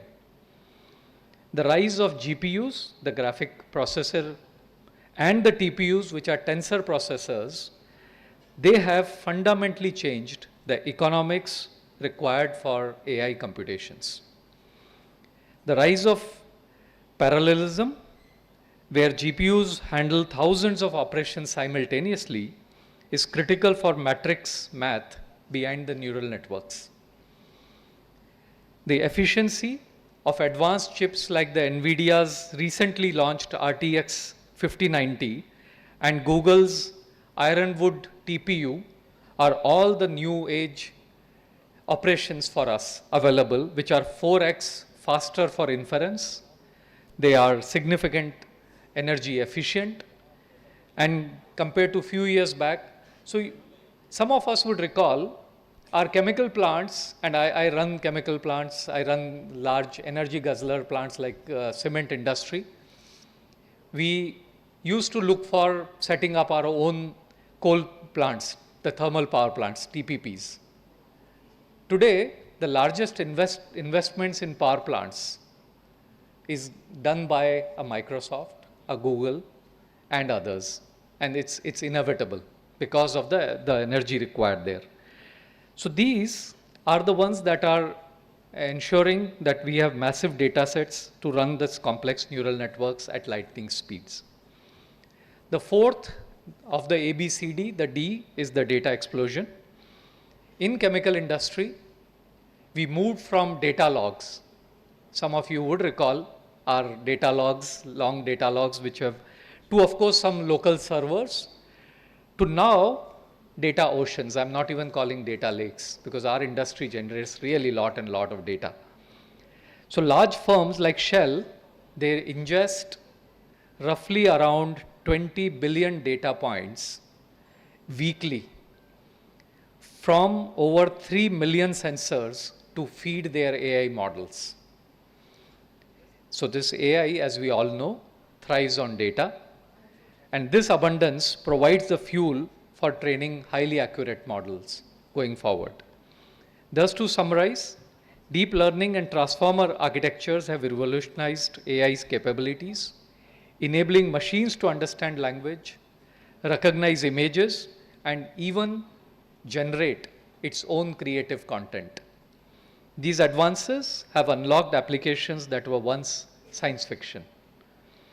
This ABCD we have talked about what has triggered. Let's shift focus to some fundamental changes that are now visible in our chemical engineering field and how it is impacting. Some of it could be repetition, so pardon my repetition, but I just want to present and provoke a few things that are happening to our industry as we see it unfolding.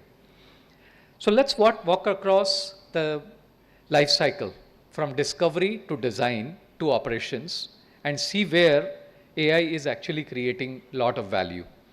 I've tried to capture it through 6 sections. First, let's get into our lab, the accelerated R&D that AI now promises. Obviously, from years to weeks,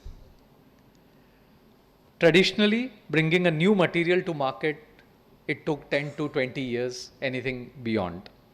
AI has shattered that timeline. Consider the Google's DeepMind genome project, a deep learning system that predicted 2.2 million new crystals, of which about 380,000 are assessed as most stable and contributed to Berkeley Labs materials project. That's, to me, centuries of discovery compressed into months. This is autonomous synthesis showing 71% success. Mind you, can we claim for our traditional labs a 71% success across predicted compounds? This changes discovery, throughput for batteries, for catalysts, for membranes, and for semiconductors. Beyond prediction, these SDLs, the self-driving labs, have arrived. The University of Toronto's Acceleration Consortium, they run multiple SDLs with almost a 200 million funding support. Their mission is to cut discovery speed and cost by anything between 10 to 100x. Mind you, not 2x, not 4x. It's 10x to 100x across inorganic and organic materials. So we are seeing some of these change in the timelines. So AI is now used to hypothesize, robots to synthesize, and sensors to analyze, closing the loop without human intervention. We are now discovering new catalysts for hydrogen production in weeks, not in decades. And I think Professor Yadav had kind of given us, alluded to that sense of how hydrogen is becoming so much more important. So at NC State University, Professor Milad, his group, published dynamic flow SDLs that collected 10x more data than the previous steady state approaches. Continuous real-time characterization, which accelerates learnings, cuts waste, and expedites clean energy materials. So AI-based autonomous platforms execute and learn without a human touching a pipette. That is the world that we are getting into on this section 1 that I wanted to talk about in the lab. Section 2 is, of course, we all talk about the digital twin and advances there for the autonomous plant. We all know how our plants used to run in steady state models, and then engineers would tackle the dynamics that continue to happen every minute, every now and then. Hybrid digital twin is now the standard first principles simulators plus ML-based surrogates calibrated to historian data. Plants embed twins into APC and maintenance workflows to improve optimization and reliability. This is reasonably well known. But let me take a few examples of what's already happening. Shell, it uses AI embedded digital twins across heavy assets. Thousands of users leverage predictive maintenance, production optimization in LNG trains. Mitsubishi Chemical, they implemented the Aspen hybrid models in polymer process to predict quality quite early, reduce sampling, cut optimization runtime by more than 90%. Basically, from 10 minutes to less than 1 minute. Honeywell Forge Experian model, it embeds AI in controllers and offers a generation AI operator co-pilot. That field reports cite 1 to 5% energy gains with automotive context-rich advice to the console. What is it doing to our plants on the maintenance side? The predictive maintenance now is the most useful buzzword in our plants. Rather than calendar-based overhauls, AI listens to signatures, digital signatures, if you may, of our vibrations, acoustics, thermal patterns, and estimates remaining useful life. I have in my kiln in cement plant deployed an AI-based tool which looks at the flame and the flame temperature variations. It's a deployment we've already done to get some gains using purely digital signatures. So they estimate the remaining useful life, operators shift to condition-based interventions. Saudi Aramco processes 10 billion data points per day, integrating AI across exploration and downstream reliability. Pilots and POCs demonstrate proactive repairs and uptime optimizations. So our plants are approaching highly automated behavior as we design things for future. Adjusting reflux ratios, furnace firing, set points in response to power tariffs, carbon constraints included, subject to safety guardrails that advanced process controls will put. The adoption playbook recommends simulation or advisory mode first, and then gated write access when ROI is proven. Section 3, when we move from digital twins, is on the reshaping of bad processes. I'll be a little more provocative here to us as fraternity in chemical engineering. We all know, let's be honest, our industry has a legacy. We have processes designed in the 70s that we have all benefited from, but they now seem inherently wasteful. We saw it in today's sessions as well. Low conversion rates, massive recycle loops, and heavy byproduct loads. That's been our way of design of a chemical process.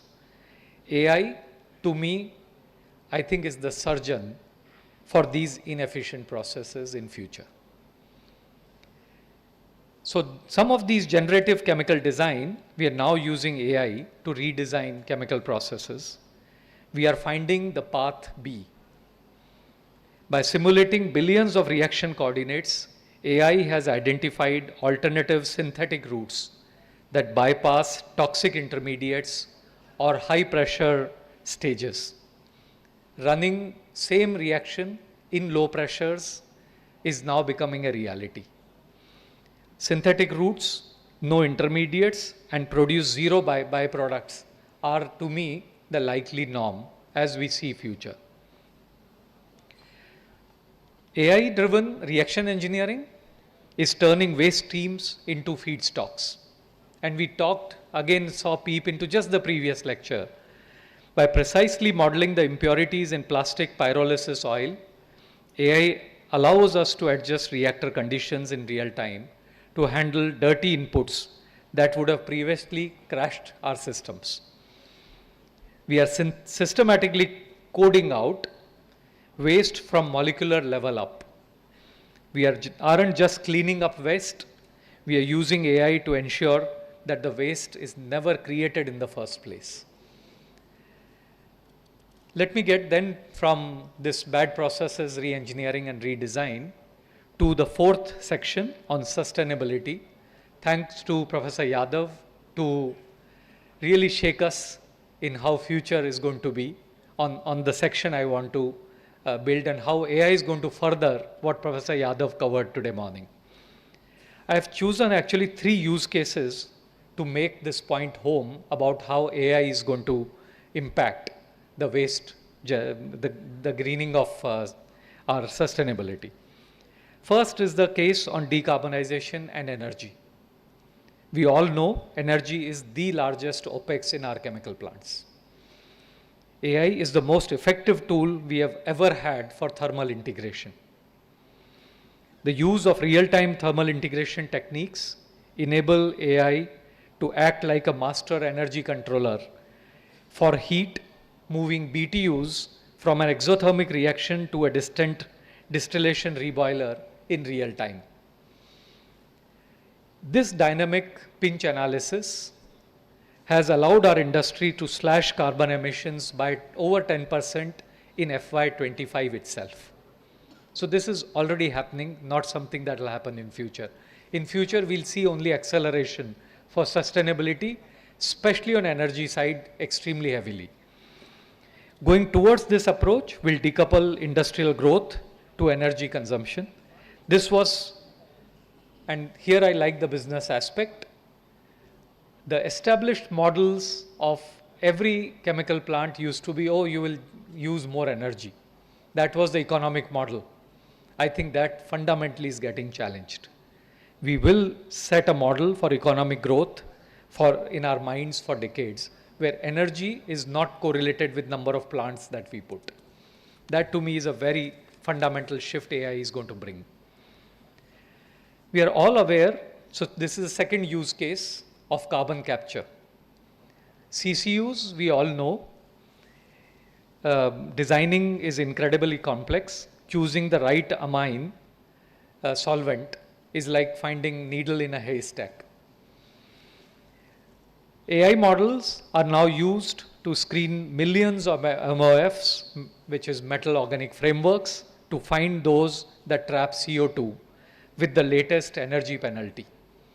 So this is something that has started already taking place. Third case is the circularity AI assisted sorting. And what do I mean by sorting? Why did I choose sorting? We talked about the waste generation. How will AI help? Deep learning sorters are now part of separate food grade from non-food grade items in plastics with more than 95% purity, unlocking bottle-to-bottle streams and improving economics of recycling. Tomra Gain Next deployments across EU, UK reports industrial scale performance of these systems already. So we will see acceleration of this. There is no uncertainty around that anymore. Overall, we can design plants today for lower carbon footprint, operate them lower energy, optimize performance, and sustainability goals have got a boon in my mind in the form of AI deployments for chemical engineers. We will see fundamentally redefining our chemical processes and chemical process design. Let me now go to the fifth section, the connected IoT systems. It's again a very fundamental shift that is happening. Imagine my plant talking to recipient plant, my customer plant directly with no human intervention.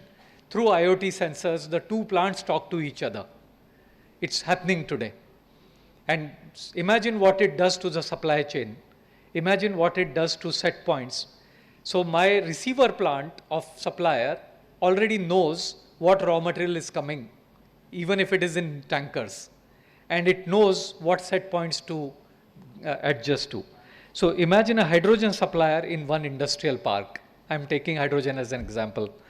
Their AI detects a minor catalyst drift that will slightly lower their purity in the next 4 hours. In the past, the receiver plant wouldn't know until own alarms took on. Once this comes in, alarms will go on. The supplier's AI sends a digital handshake to receiver's AI. The receiver plant automatically throttles its feed rate, adjusts its separator settings before the off-spec hydrogen even arrives. The cross-fence optimization, as I would like to call it, minimizes flaring, prevents shutdowns, and creates a synchronized value web rather than a disjointed supply chain. So this to me is the fifth shift that is certainly happening to our chemical plants based on what we are seeing in AI. The last one, and it's an important one, mind you, is about cyber security. I thought I should bring it to this forum to talk about it, which is going to be the vulnerability. So an AI-driven plant, of course, has a very large attack surface. As we put more IoTs, the surfaces keep getting larger. What do we do? A sophisticated hacker doesn't just want to steal data anymore. They want to subtly alter a set point to cause a catastrophic failure. These are scenarios of real time. How do we tackle? So our security systems now have to know the laws of thermodynamics. If a hacker sends a command to a valve that violates the mass balance of the system, the AI recognizes it as a cyber anomaly and overrides it. We are now moving towards a zero trust architecture in plant designs, where every digital instruction must be validated against the physical reality of the plant and the basic laws of chemical engineering. As we open our plant gates to data, we are opening them to threats. Cybersecurity is no longer an IT issue. It is a process safety issue in my mind. So our chemical plant safety needs to now start considering cyber safety as a critical component. Section 7, the last one, and I don't know how much time I have, but I want to today tempted to deeper dive into a completely new era on biomanufacturing. We heard today's two lectures talking about how biosciences are going to get impacted. This transition I'm seeing from hydrocarbons to carbohydrates. So for over a century, the chemical process industry has been built on the back of a cracker. Take long chain hydrocarbons, break them with heat and pressure into various components to use. We are at the cusp of moving from thermochemical engineering to biochemical engineering.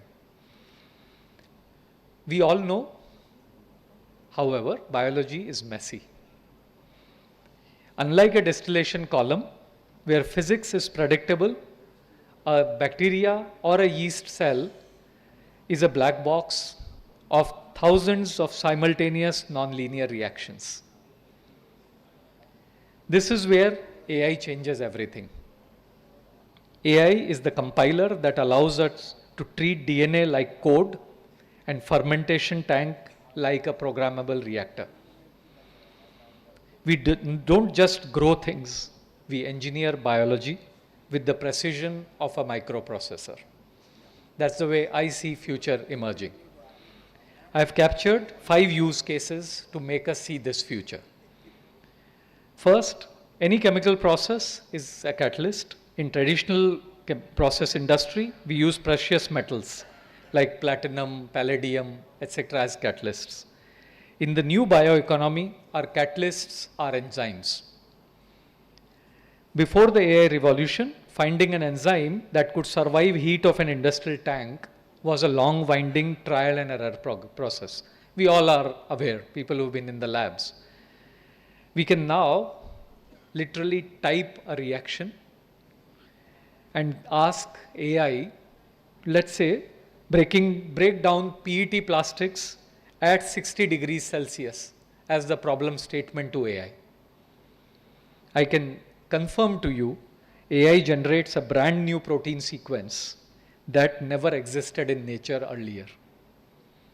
So that, I think, are the fundamental shifts we must expect as times progress. So we are now moving away from finding catalysts to actually printing them. Number 2 is an example of the in silico microbe. In traditional plant, we have sensors for pressure and flow. In biomanufacturing, we have the omics data, the proteomics, the genomics, and the metabolism. We are now using AI to create whole cell digital twins. Before we even put a single microbe into a 100,000 liters fermenter, we simulate its entire metabolic life into a virtual environment. We use reinforcement learning to predict how that cell will behave when the glucose levels drop or the pH shifts. So this is all happening today. It's all visible. This kind of in silico testing has reduced the scale-up failure rates by nearly 70%.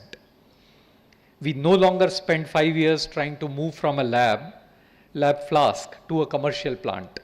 We do it in months because AI has already simulated the stresses of a large-scale tank.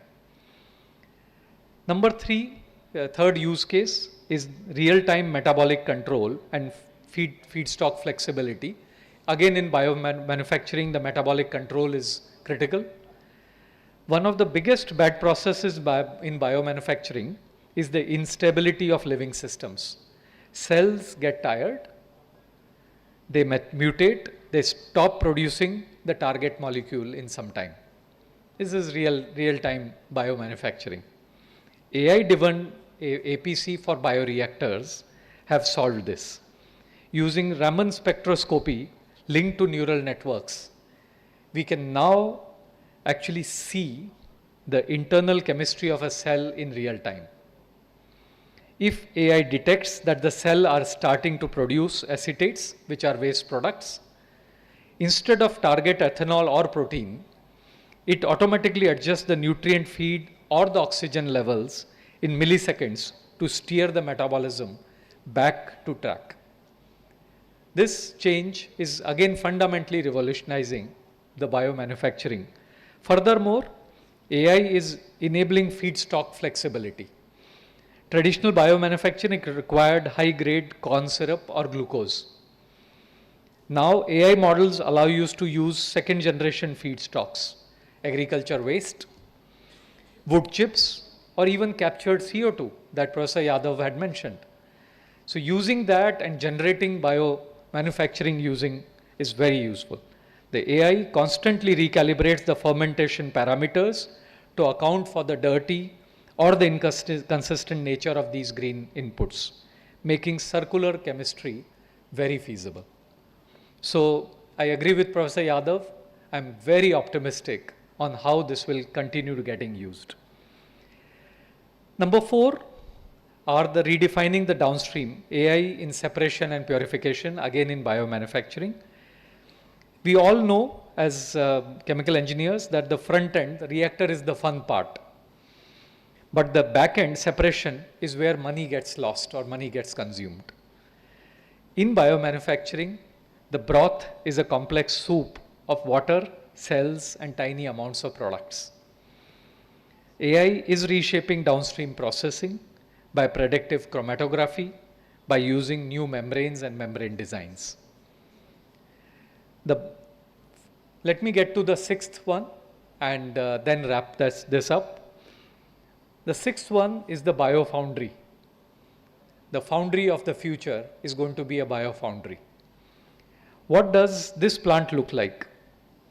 It doesn't look like a refinery. It looks like a biofoundry. It's modular, stainless steel, and governed by the central AI brain. Now these foundries, interestingly, will be multi-product because the catalyst is just a DNA sequence. And this DNA sequence is loaded into a microbe. Same plant makes green nylon on Monday and can be cleaned and reprogrammed to make synthetic silk or carbon neutral aviation fuel by Friday. AI manages this rapid changeover, optimizing the cleaning cycles, scheduling to ensure zero downtimes. This is mass customization of matter. We're going to see some of these trends accelerating where leading chemical companies will no longer be petrochemical companies. They would rather call themselves carbon management companies. AI will make rapid evolution of biomanufacturing a reality far faster than we realize. What happens to the chemical engineers then? And this is to the younger guys. So the chemical engineer of the future, his role actually evolves. we face a black box risk. Black box is going to be the natural covenant here.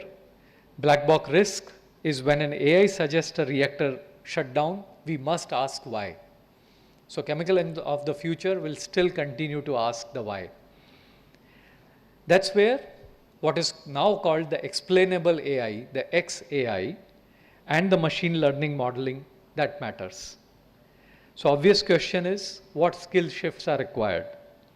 Value lies in validating data and governing the systems.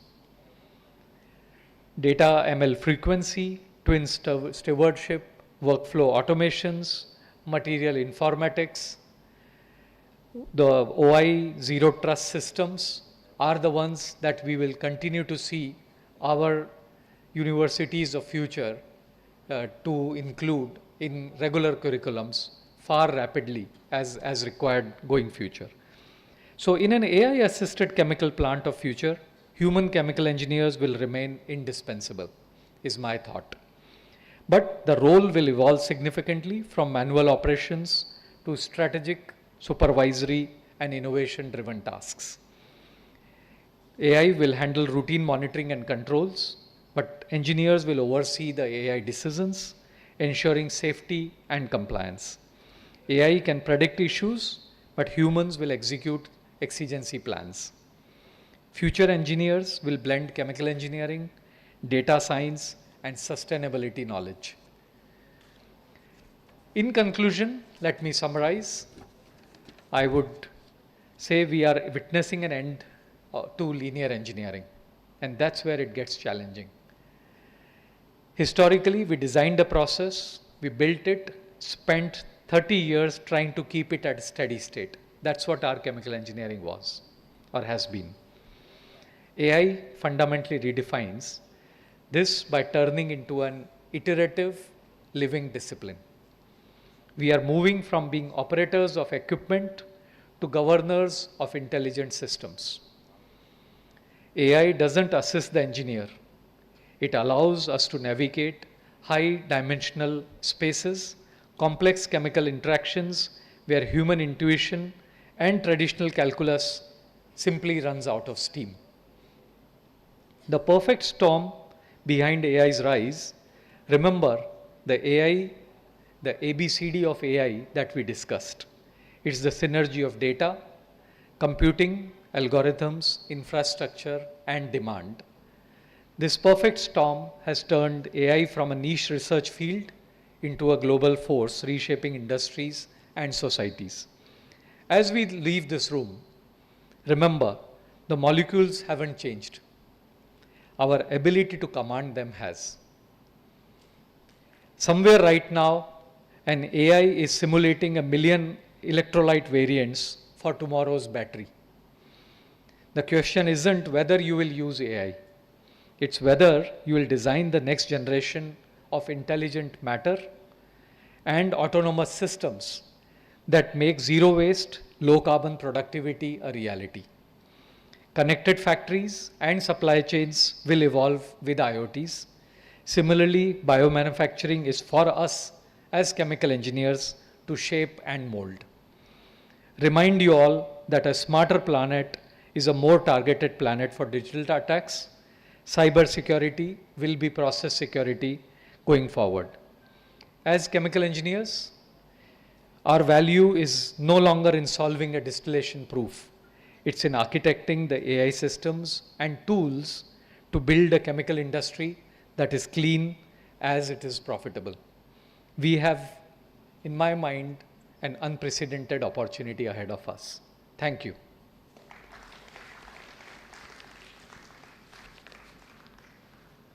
Thank you very much, sir, for a wonderful lecture. May I now request the Chairman, National Organizing Committee, the Chairman, Local Organizing Committee to jointly do the honors.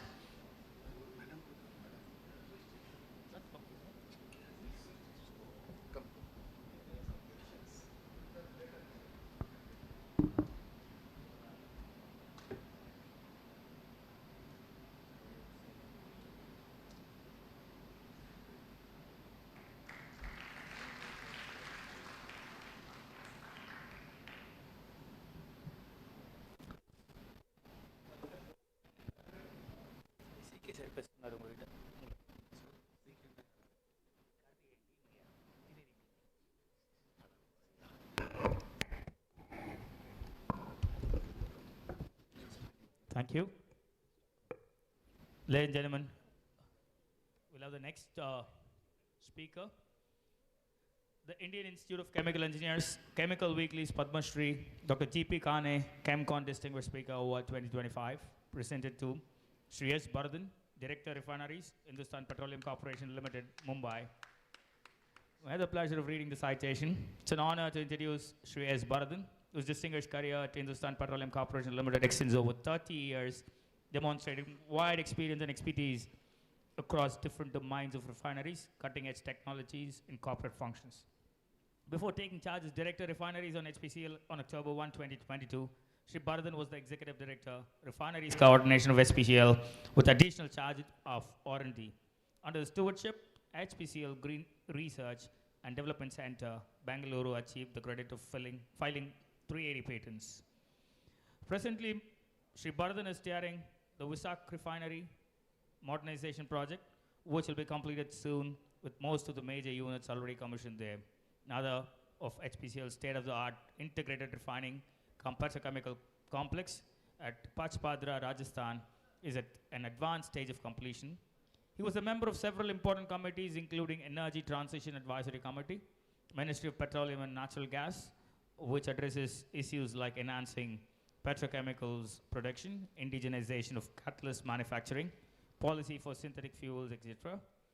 Shri Bharathan has been honored with a number of prestigious awards, including CSIR, IICT, A1 Padma Shri GS Sidhu ChemCon Award, Distinguished Speaker Award of 2023, Titan Refining Innovation Award 2024, and Leadership Excellence Award, Refining Technology 2025.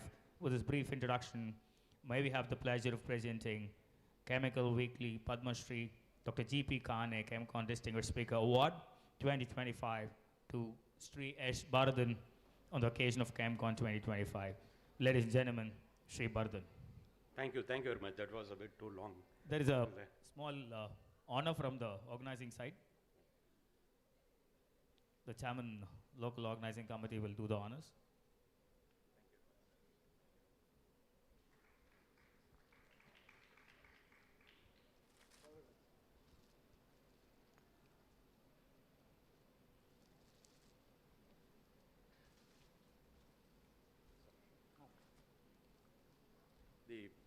Good afternoon all.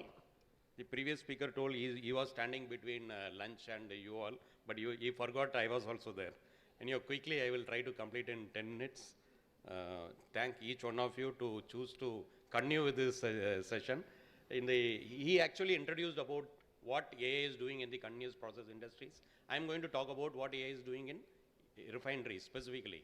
So he has already set up a background has been already told.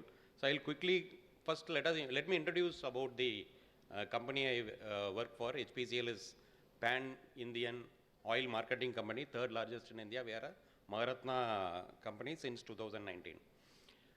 Our history goes beyond 100 years. We started in retailing in 1901, gradually grown into refineries, and then it was taken over by Government of India in 1974, and today we are here. We are doing about 50 million metric ton of petroleum products in a year. Our refining capacity is about 25 million metric ton. We move products at 27 million metric ton via pipelines. There are more than 20 JVs and subsidiaries which we are handling. The main things to note here are we have a refinery in East Coast, which is Mumbai refinery, one in West Coast Mumbai, East Coast Vizag refinery. We have a JV in Mangalore refineries and petrochemicals in southern part. In northern part, we have another JV, Hindustan HPCL Mittal Energy Limited, which is also one of the most modern integrated refining petrochemical complex. The last one, India's latest greenfield refinery is coming up. It is about to commission. It's under commissioning in Rajasthan in a place called Pachpadra, where abandoned salt field has been converted into oasis. So if somebody is happen to see across that place, you will see how in a desert a jewel has been formed. So these are our assets. We have the largest lube refining facility also. We are the youngest research and development center in oil and gas, but within last 10 years, our patent portfolio has grown to almost 700, and we have commercialized more than 80 products and technologies. we mainly focus on indigenization of refinery technologies, catalyst chemicals, process intensification, biofuels, petrochemicals and polymers and so on. And our main focus is also on alternate energies. Quickly to go through what is that industry going on. Industry 1.0 developed into an organized manufacturing when steam was invented. So when the steam came, we saw the industry 1.0 growth of textile mills, iron and steel, etc. When the electricity was introduced, we saw industry 2.0, where the assembly lines and conveyor systems became too mechanized and more productivity increased. Under industry 3.0, electronics came into picture. So better process control, safety and energy efficiency were introduced, because of which the scale went up and large scale manufacturing was enabled. Industry 4, which we are all there, it's about a decade old. We are transiting the next high level of transition is going on, where the machines connected with sensors and software started talking with each other, and AML based software analytics were used to improve the prediction and efficiency. The future or emerging, which some say it's already there, some say it may come in future, is in industry 5.0, where the human machine collaboration will bring the creativity skills of the human also into this artificial intelligence space, and it will be followed with industry 6.0, where the self-optimizing ecosystems will be rolled out, and autonomous regenerative industry will come into being, which was detailed in the previous presentation also. So I will cross these quickly. AI, all of us know that it is an artificial intelligence in computer systems, which is designed to mimic human intelligence. Now, how far we are able to do is the question, and the answers will come in the days to come. But seeing the developments that are happening in our day-to-day life, we know that this is developing very, very fast. It is there in your cell phone, it is there in your house, it is there in each and every phase of life what we are doing today. Basically, the working of AI is data collection, processing and learning, model training. Finally, a decision to be made, give a feedback, and then again improve that model. That is the closed loop of working of an artificial intelligence. The evolution, how did it evolve? In 70s, this is there, it's not a new evolution, it is there for more than 60, 70 years. It started with fixed rules and hard-coded when the refining industry or in the process industry went for distributed control system. That time itself we knew this artificial intelligence has already come into the chemical industries. There are clear linear workflows and decision trees at that point of time. In the last 2 decades, probably the artificial intelligence has actually taken the next evolution. Machine learning models and advanced statistics have come. Defect patterns in data predicts the future behavior. So this has come to the next complicated problems are also being handled very at ease now. We are in the now passing through generative AI, capable of creating new content, text, image, code, design reports on its own. So which we are all seeing via ChatGPT, etc. The next level, which is in the inception and in the coming years, this is going to take more importance, will be agentic AI. Agentic AIs will use that which has been created to plan, decide and act upon. So the more and more it will start doing things on its own, autonomous, we can call it as an autonomous teammate of generative AI. Generative AI and agentic AI is going to be complementing each other. Now, the next 3-4 slides, which will be the main crux of my presentation, I will focus on how AI is used in refinery and petrochemical plants. I think these 2 takeaways are there, then I feel my lecture today would have met this objective. First, it is used in safety to prevent prevent accidents, predict and ensure that our processes go safely. We handle flammable substances in refinery. Professor Yadav told hydrogen is very easy to handle. Yes, hydrogen is very easy to handle. LPG to different other petrol, diesel, all are handled at ease at very high temperatures and very high pressures. So it is we are all tamed the processes. But if you want to continue like that, once in a while, whatever we hear, some accidents are happening. If you want to make it zero accident free, this is going to help us in future. It will also reduce the emissions by correct time controlling of the emission prediction and excessive energy can be avoided. If you avoid excessive energy, automatically you will reduce the emissions. Quality can be maintained consistently. You will achieve above 6 sigma performance in quality control. All this will actually give us an increased profit, improved reliability, and best energy efficiency we will be able to get. These are the direct benefits of using AI in an industry like us. Now, how did it evolve? It is similar to the earlier slide, but it is a bit more specifically written. Initial ones were descriptive. What happened when it has been handling the descriptive, based on alarm-based actions we were doing. Then it was diagnostic, which is getting into predictive now. Yearly warnings are given, failures and quality forecasts are done, based on which we avoid. Then it is prescriptive, which is going to come now, where the best action is recommended and economic optimization is done, overcoming the constraints. The autonomous will be there when agentic AI takes over. Closed loop optimization will take place on its own. I will just present few use cases, what we have actually carried out in our units and what we will be doing in the future. The margin volatility is now more or less structural. Crude and feed flexibility, you would have noticed the retail fuel pumps are stagnant for quite few years, but that's not the case for us. Every day we grapple with different increasing raw material prices and energy prices. Units are operating closer to the constraint. The best asset utilization is brought in. The decision cycle has to be faster now. Steam and power are the major energy inputs going to an industry, so that optimization is also very critical.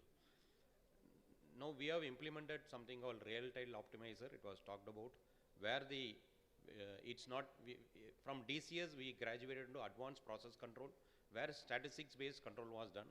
But in real-time process optimization, AML-based sensors will drive the economic solution for a particular process for the given constraints and feed, and then that will drive the different handles to improve the performance. Similarly, coming to the assets, the various equipment, predictive analytic-based maintenance is being implemented for each and every critical equipment. Whatever we are doing has been democratized across the different workforce we have.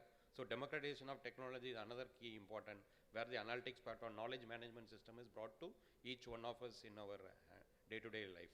Process anomaly detection system is another one, which will, using n number of parameters, it can predict what can go wrong in future. It can actually do what can go wrong in future and actually preventing something going wrong. So we have implemented more than 70 soft sensors for real-time optimization. It predicts the quality consistently by, you need not be sending lab samples and wait for the results to come. Consistently online you will get these coming, because these are all based on the different variables. It predicts and then learns itself. It improves itself and maintains the, even if some changes are taking place, it will ensure it actually gives the correct value. So this has been implemented in the refineries. Closed loop optimization with the APC, explain RTO is used. So RTO is used in key units like crude distillation unit, where the energy consumption is maximum. In the fluidized catalytic cracking unit, where the conversion and yield maximization is very critical. We make more of liquefied petroleum gas and petrol through these units. We are also using, we have in the verge of commissioning India's first hydrogen-based resid hydrocracker in our Vizag refinery. This is the first unit that is coming up in the India, which is coming with this RTO from day one. Earlier we were doing 20 years, 30 years old unit we are implementing. Right now in this new unit, right from day one we have this integrated models implemented, the real-time optimization implemented. PABM, I told it will prevent the, reduce the downtime. It can increase the asset life, and also if downtime is not there, your production goes up. Process anomaly detection system will, even before a trouble is created, it will detect and alert the operators. So I just went through quickly through this because I know and I want to complete in next 10 minutes. The last topic in my presentation is how do you use AI in R&D? This was also talked about in detail by the previous presenter, but I will give you some specific use cases in our industry. The challenges are all listed out here: complex multivariable problem, high data, high cost of experiments. Many of the experiments may be very costly for us to do, and the time to market, you will have to bring out products and technologies very quickly. So that is where the AI in R&D helps us. It can accelerate molecular property prediction. It was given in detail in the previous by the previous speaker. We can use for catalyst discovery, structure performance relations, and thing. So you can reduce R&D expenditure by almost 20% if you do this. Two again specific examples: use of cheminformatics and Bayesian DOE. Design of experiment is very critical when you doing an accelerated research, when an applied research. Design of experiment actually helps you in planning and completing the objective in a shortest possible time. So these are all possible because of this artificial intelligence assisted systems what we have. Molecular modeling is again very critical when you are going to invent new chemistries, new molecules. When you do this, helps in n number of millions of combinations can be done in a simulated manner rather than doing it in a lab experiment. So this also is ensuring that we do research in an accelerated way. Now, how do we look at in future? Agentic operations I have elaborated. Innovation at scale will come. We roll out products and technologies in scores today. It's not, doesn't take 1 or 2 products in a year, but we do scores of products in a year, all because of this help. The fewer handoffs and faster cycles will be there in our workflow redesign. Decisions can be taken faster. The key to note here is the skill set changes so fast. So we must be able to adapt to that. Actually, this topic, why I should also tell why I have the thing to present here, why I should present here. So I am also, like most of us here, 30 years back we had graduated and we are all from the old school, but nevertheless, I underwent through a reverse mentoring, where a fresh graduate who has completed AI took a class to me to know to teach what is there today. So that has helped me in understanding this and adopting in my job. And I just thought some of the students will be interested in knowing which are the universities which are shaping the future of AI. At the same time, I also wish some of the Indian universities also will be part of this top 10 in the coming years. Quickly to conclude, just to reiterate whatever we have seen, artificial intelligence is transforming refineries and petrochemical complexes into intelligent, self-operating, self-optimizing unit. And in research, AI accelerates the innovation by reducing experimentation time. With this, we have been following the Western world so far in most of our technologies, in most all of our technologies.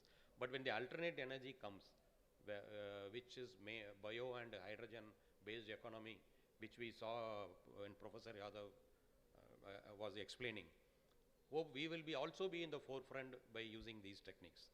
By integrating historical process data with real-time analytics, AI helps navigate.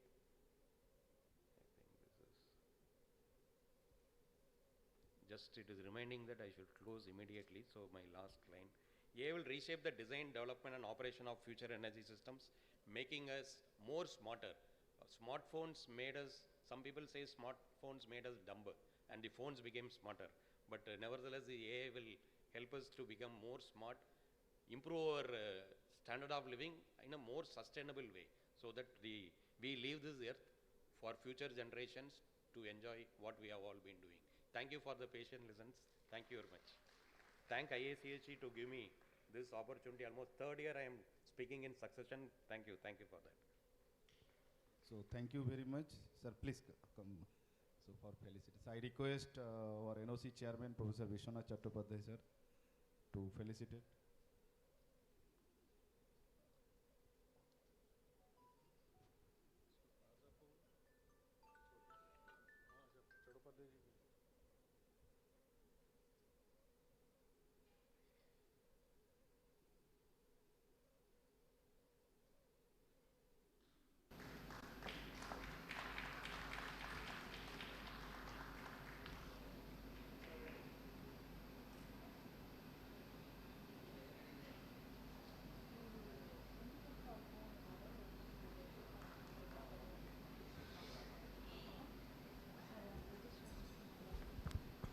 So now we have a lunch. The vehicles are waiting outside. And after the lunch, all the sessions will be in the same MTech hall and FET building, followed by the panel discussion. Right? Panel discussion starts. Seriously. Okay.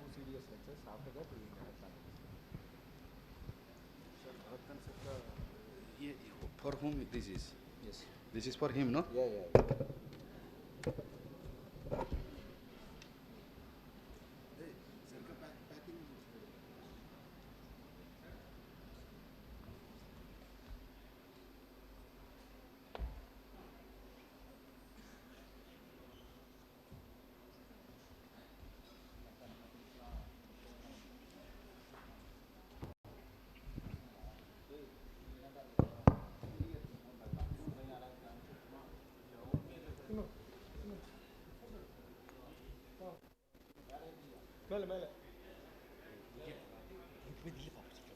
நீங்க நில்லுங்க லட்சுமி வாங்க கொஞ்சம்